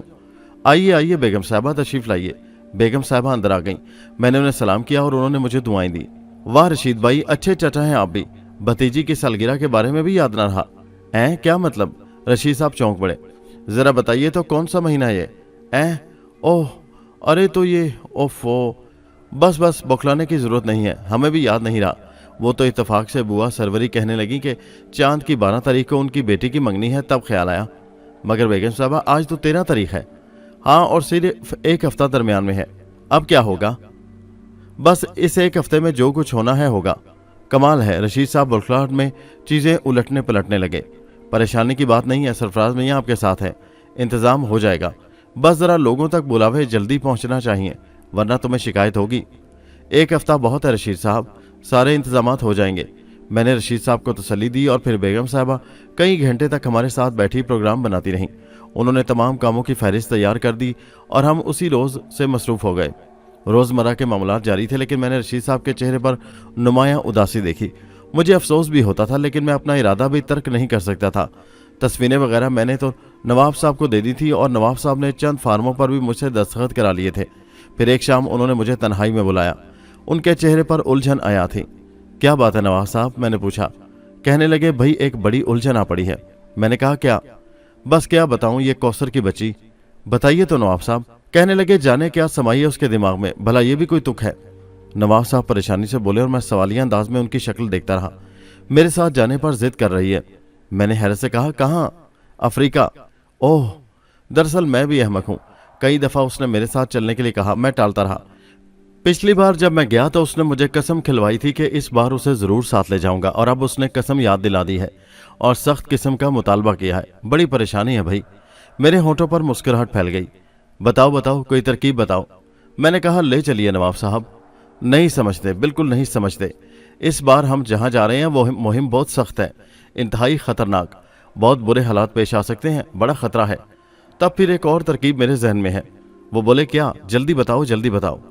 उनसे फरमा दे कि मैं भी साथ जा रहा हूँ। वो मुझसे इस कदर नफरत करती हैं कि फिर इरादा तर्क कर देंगी। आप कह दें कि इस बार ये मुसीबत गले पड़ गई है, आइंदा आप उन्हें ज़रूर ले जाएंगे। कहने लगे, अरे खुदा की पनाह, क्या उल्टी तरकीब बताई है। वो शोर मचाएगी कि मुसीबत आ जाएगी। मुमकिन है मुझे लेट ही कर दे। तुम्हारे बारे में तो मैंने किसी को भी नहीं बताया। खुद बेगम साहिबा भी हर वक्त तुम्हारे गुन गाती हैं। वो भी तुम्हें रोकने की सर तोड़ कोशिश करेंगी। और तुम कौसर को नहीं जानते तुम उसे। तुम्हारे जाने की खबर से क्या वो रुकेगी? ओह, तो फिर सिर्फ एक तरकीब मेरे जहन में है, उसके अलावा और कोई तरकीब नहीं हो सकती। میں نے کہا وہ کیا؟ اسے یہاں سے لے چلتے ہیں، میں اس کا تعارف جان ایلیٹ کی لڑکیوں سے کرا دوں گا، ہم اسے لندن میں چھوڑ دیں گے۔ جان ایلیٹ کی لڑکیاں بے حد خوش اخلاق ہیں، وہ اسے ضرور راضی کر لیں گی۔ چنانچہ وہ لندن، پیرس اور ان کے نواح کی سیر میں بہل جائے گی اور ہم افریقہ نکل چلیں گے۔ ان کے ساتھ ہی ہم جان ایلیٹ کے گھر والوں کو ہدایت کر دیں گے کہ جب وہ گھر واپس جانا چاہے تو اسے بھجوا دیا جائے۔ میں نے گردن ہلا دی اور کہا مناسب ترکیب ہے۔ بی کوثر کی سالگرہ کا دن آ گیا۔ ہم نے تمام انتظامات خوش اسلوبی سے کر لیے تھے، کوئی کسر نہیں رہ گئی تھی، اور ان عمدہ انتظامات پر بیگم فیروز الدین بہت مطمئن اور خوش تھیں۔ میں نے بھی ایک نفیس ترین سوٹ سلوایا تھا، لباس میرے لیے اجنبی نہیں تھے۔ بالآخر سالگرہ کا وقت آ گیا۔ کوثر یوں بھی حسین تھی، لیکن اس وقت دلہن کے جوڑے میں تو بے حد حسین لگ رہی تھی۔ بدقسمت دلارے بھائی بھی تشریف لائے تھے اور خوب سج دھج کر آئے تھے۔ کوثر کے لیے تحفہ بھی لائے تھے، لیکن انہوں نے شاید مجھے پہچانا نہیں تھا۔ دو ایک بار میری طرف دیکھا تھا، شاید کچھ احساس ہوا تھا، لیکن بہرحال یقین نہیں ہو سکا۔ کوثر نے کیک کاٹا اور تالیاں گونجنے لگی، تحائف پیش کیے جانے لگے۔ میں نے بھی ایک بیش قیمت ہار پیش کیا۔ کوثر نے مجھے دیکھا، ایک لمحے کے لیے اس کے ہاتھ رکے اور پھر اس نے تحفہ قبول کر لیا، لیکن اس کی ساتھی لڑکیاں حیرت سے مجھے دیکھ رہی تھیں۔ یہ وہ لڑکیاں تھیں جو پکنک پر ساتھ تھیں اور جنہوں نے مجھے ڈرائیور کے حلیے میں دیکھا تھا۔ کچھ لڑکیوں نے میرے بارے میں خسر پھسر بھی کی تھی۔ بہرحال کوثر نے اس وقت بھی مجھے لفٹ نہیں دی۔ لطف دلارے بھائی کے تحفے آیا تھا۔ انہوں نے ایک خوبصورت تاج محل کوثر کو پیش کیا۔ کوثر نے حسب معمول ناک چڑھا لی تھی۔ میں اس وقت زیادہ دور نہ تھا۔ دلارے بھائی نے درد بھرے انداز میں کہا، یہ میرے ارمانوں کا تاج محل ہے، قسم اللہ کی۔ کوثر زہریلے انداز میں بولی، کیا مطلب؟ مطلب کچھ نہیں، کچھ نہیں۔ کوثر نے کہا، دیکھوں کیسا ہے یہ تاج محل، اور دلارے بھائی نے جلدی سے تحفوں کی میز سے سنگ مرمر کا تاج محل اٹھا کر کوثر کے سامنے کر دیا، اور دوسرے ہی لمحے کوثر نے اسے ہاتھوں سے چھوڑ دیا۔ اف، بہت بھاری ہے یہ تو۔ تاج محل چور چور ہو گیا۔ ارے یہ کیا کیا، قسم اللہ کی، ارے پورے 240 روپے کا تھا، رسید دکھا سکتا ہوں۔ شادو، کوثر نے شادو کو آواز دی۔ جی کوثر بیوی، دیکھو فرش گندا ہو گیا ہے، ان ٹکڑوں کو چن کر باہر پھینک دو۔ کوثر نے حکم دیا اور آگے بڑھ گئی۔ میں دل ہی دل میں مسکرا رہا تھا، کہاں سر پھوڑنے چلا ہے یہ احمق بھی، بڑی سنگ دل لڑکی ہے۔ کوثر آگے بڑھ گئی تھی، میں بھی دوسرے امور میں مصروف ہو گیا۔ اس وقت میں چند مہمانوں سے گفتگو کر رہا تھا کہ دو لڑکیاں میرے پاس آ گئیں۔ مجھے ان کے نام یاد تھے، ایک کا نام جبیں، دوسری کا رخسانہ تھا۔ ان میں سے ایک نے مجھے مخاطب کیا، سنیے۔ میں ان کے قریب پہنچ گیا اور بولا، جی فرمائیے، ہم نے آپ کو کہیں دیکھا ہے۔ رخسانہ بولی، جی رخسانہ خاتون، اس دن پکنک پر۔ اوہ، تو آپ جی کوثر بی بی کا ڈرائیور ہوں۔ مذاق کر رہے ہیں آپ؟ کیوں، آپ ڈرائیور نہیں ہو سکتے، پھر کیا ہو سکتا ہوں؟ میں بتاؤں، جبیں بولی۔ فرمائیے۔ آپ کوثر کے منگیتر۔ اوہ، ویسے منگیتر اور ڈرائیور میں زیادہ فرق نہیں ہوتا، لیکن میں صرف ڈرائیور ہوں، آپ چاہیں تو کوثر سے تصدیق کر سکتی ہیں۔ وہ کہنے لگی، ہم نے ایسا ڈرائیور پہلے کبھی نہیں دیکھا۔ میں نے کہا، بڑے آدمیوں کے ڈرائیور ایسے ہی ہوتے ہیں۔ جبیں بولی، کیا تنخواہ ہے آپ کی؟ وہ مجھے عجیب سی نگاہوں سے دیکھ رہی تھی۔ روٹی، کپڑا اور مکان، میں نے کہا۔ بس؟ جی ہاں۔ تو پھر آپ یہ نوکری چھوڑ دیں۔ کیوں؟ آپ ہمارے یہاں آ جائیں۔ جبیں کافی بے باک لڑکی معلوم ہوتی تھی۔ میں نے خوش دلی سے کہا، اوہ، کیا عنایت کریں گی آپ مجھے؟ ان تمام چیزوں کے ساتھ محبت بھی۔ جبیں کے بجائے رخسانہ بول اٹھی اور جبیں کا چہرہ سرخ ہو گیا، لیکن اس نے تردید نہیں کی تھی۔ میں نے کہا، شکریہ، میں اپنے بزرگوں سے مشورہ کر کے جواب دوں گا، میں نے کہا اور آگے بڑھ گیا۔ نواب صاحب مجھے بلا رہے تھے، میں ان کے پاس پہنچ گیا۔ رانا فاروق ابھی آئے تھے، انہوں نے بڑی گرم جوشی سے مجھ سے مصافحہ کیا۔ بہرحال تھوڑی دیر کے بعد ان سے فارغ ہوا تو نگاہ ایک طرف اٹھ گئی۔ کوثر کافی جھلائی ہوئی تھی، بہت سی لڑکیاں اسے گھیرے میں لیے ہوئی تھیں اور بار بار میری طرف اشارے کر رہی تھیں۔ میں سمجھ گیا کہ گفتگو کا موضوع میں ہی ہوں، لیکن میں بھی غور کر ہی رہا تھا کہ عقب سے دلارے بھائی کی آواز آئی، بھائی صاحب، ابے او بھائی صاحب۔ او دلارے بھائی، میں نے مسکراتے ہوئے کہا۔ وہی ہو، ابے کیا بات ہے پیارے، قسم اللہ کی بڑے ٹھاٹھ ہو رہے ہیں۔ دلارے بھائی مسکراتے ہوئے بولے۔ میں نے کہا، بس آپ لوگوں کی دعائیں ہیں دلارے بھائی۔ کہنے لگے، یہ سوٹ کہاں سے آیا؟ میں نے کہا، کوثر بیوی نے بنوا کر دیا ہے۔ کچھ دال میں کالا ہے کیا؟ کیا مطلب دلارے بھائی؟ ارے میاں، خوبصورت آدمی ہو، مر تو نہیں گئی تمہارے اوپر؟ میں نے کہا، کیسی باتیں کرتے ہیں دلارے بھائی، میری مالکن ہے وہ۔ ارے یار، بڑی سخت لونڈیا ہے۔ میں نے کہا، آپ کی کہانی کہاں تک پہنچی دلارے بھائی؟ کہنے لگے، ابے جانے دے یار، اپنے بس کی نہیں ہے یہ، تحفہ بھی توڑ دیا، 240 روپے کا نقصان کر دیا۔ میں نے کہا، دراصل آپ کو عشق کرنا ہی نہیں آتا دلارے بھائی۔ کہنے لگے، اب تو سیدھا کام کریں گے پیارے۔ میں نے کہا، وہ کیا؟ میں پیغام بھجوا رہا ہوں، پھر دیکھتا ہوں۔ میں نے پوچھا، ٹھیک ہے، عمدہ پروگرام ہے، تو کب تک پیغام بھجوا رہے ہیں آپ؟ بہت جلد، گھر والوں کو بلایا ہے۔ میں نے کہا، مبارک ہو، جلدی کریں، اور دلارے بھائی گردن ہلانے لگے۔ میں پھر مصروف ہو گیا۔ बहरहाल गूना गूं दिलचस्पियों के बाद ये महफिल खत्म हो गई। बाद में भी बहुत से काम थे जिनमें मैं उलझा रहा। कौसर की चंद सहेलियां रुक गई थी, जिनमें नाहिद भी थी। रात के तकरीबन 11:30 बजे थे जब शादू मेरे पास आया। साहब, कौसर बीवी बुलाती हैं। मुझे? मैं उछल पड़ा। हाँ, कहाँ है वो? पिछले बाग में अपनी सहेलियों के साथ। मैंने कहा, ओह अच्छा, आता हूँ। काम तकरीबन खत्म हो गया था। मैं पिछले बाग की तरफ चल पड़ा, लेकिन खुद को डांट फटकार के लिए तैयार कर लिया था। मैंने उस गौले बियाबानी को देखा जो हौज के किनारे घास पर बैठा था। दरमियान में कौसर थी। लड़कियां किसी बात पर हंस रही थी। मुझे देखकर खामोश हो गई। मैंने संजीदगी से कहा, आपने मुझे बुलाया था कौसर बीवी? कौसर ने तमकनत से कहा, हाँ। फरमाइए, अपनी औकात पहचानते हो? मैंने गहरी सांस लेकर कहा, जी हाँ। जानते हो औकात से बढ़ना अच्छा नहीं होता, कौसर, जबी ने एहतजाजी अंदाज में कहा। कौसर ने सख्त लहजे में कहा, बराए करम खामोश रहो जबी। मैंने कहा, जी हाँ, मैं जानता हूँ। कहने लगी, फिर मुझे कीमती हार पेश करने की क्या जरूरत थी? मैंने आहिस्ता से कहा, मजबूरी थी कौसर बीवी। क्या मजबूरी थी? मैंने कहा, मैं तो कुछ नहीं देना चाहता था। फजूल पैसे जाया करना अच्छी बात तो नहीं है, लेकिन नवाब साहब ने मजबूर कर दिया। ये हार वो खुद ही खरीद कर लाए थे। कहने लगे, अपनी तरफ से दे दो। दो एक लड़कियों की हंसी निकल गई। कौसर आग बगूला हो गई थी। कौसर ने हार उठाकर मेरे सामने फेंक दिया और बोली, अब्बू से भी समझ लूंगी, लो इसे रखो। मैंने कहा, मैं क्या करूंगा कौसर बीवी, नवाब साहब को वापस कर दें। कहने लगी, तुम खुद करोगे वापस, समझे? ठीक, बेहतर है। मैंने हार उठा लिया। जाऊं? दुलारे तुमसे क्या बातें कर रहा था? मैंने कहा, आपके बारे में। वो बोली, क्या कह रहा था? रो रहा था कि आपने उसकी मोहब्बत का ताज महल में इस्मार कर दिया। कौसर नाहिद की तरफ पलटी और बोली, देखा देखा तुमने? मैंने कहा, फिक्र न करें, मैंने उसे नेकी पर चलने की हिदायत की है।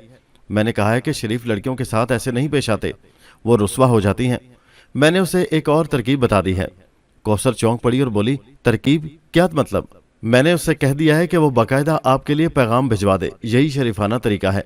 मैंने कहा, और कौसर आपे से बाहर हो गई। तुमने ये कहा है उसे? हाँ कौसर बीवी, मुझे भी आपके हाथ पीले करने की फिक्र है। नवाब साहब भी अक्सर इस बारे में सोचते हैं। मैं कहती हूँ तुम ये कोठी छोड़ दो। मैं कहती हूँ। कौसर खड़ी हो गई। अरे कौसर। लड़कियां भी घबरा कर खड़ी हो गई। उसी वक्त दूर से नूर जहां आती हुई नजर आई। डिलीवर भैया, नवाब साहब बुलाते हैं। मैंने पूछा, जाऊं कौसर बीवी? चले जाओ वरना अच्छा ना होगा। कौसर मुक्का बनाकर धाड़ी। नूरजहां? मैंने नूरजहां को आवाज दी। जी डिलीवर भैया। नूरजहां सहमी सी मेरे पास आ गई। मैंने मुट्ठी में दबा हुआ हार निकाला और उसे हाथों से नूरजहां की गर्दन में पहनाते हुए कहा, ये हार तुम्हें कौसर बीवी ने इनाम दिया है, सलाम करो कौसर बीवी को। सलाम बीवी। नूरजहां की आंखें खुशी से चमक उठी। कौसर के मुंह से मारे गुस्से के बात भी नहीं निकल सकी थी। आओ नूरजहां। मैं उसका हाथ पकड़कर वापस मुड़ गया। लड़कियां खामोश खड़ी थी। हाय भैया, कैसा खूबसूरत हार है, बड़ी रहमदिल है हमारी कौसर बीवी। हाँ नूरजहां, फरिश्ती हैं, बिल्कुल फरिश्ती, मैंने कहा और फिर मुझे जोर की हंसी आई। मैं नवाब साहब की तरफ चल पड़ा था। दोस्तों, ये दिलचस्प कहानी अभी जारी है। इसका अगला हिस्सा नेक्स्ट वीडियो में मुलाहिजा कीजिए, जिसका लिंक इसी वीडियो के नीचे डिस्क्रिप्शन में मौजूद है। उस लिंक पर क्लिक कीजिए और पहुंच जाइए इस कहानी के अगले हिस्से पर। और हमारे चैनल हैदर वाइज को सब्सक्राइब जरूर कीजिए। शुक्रिया।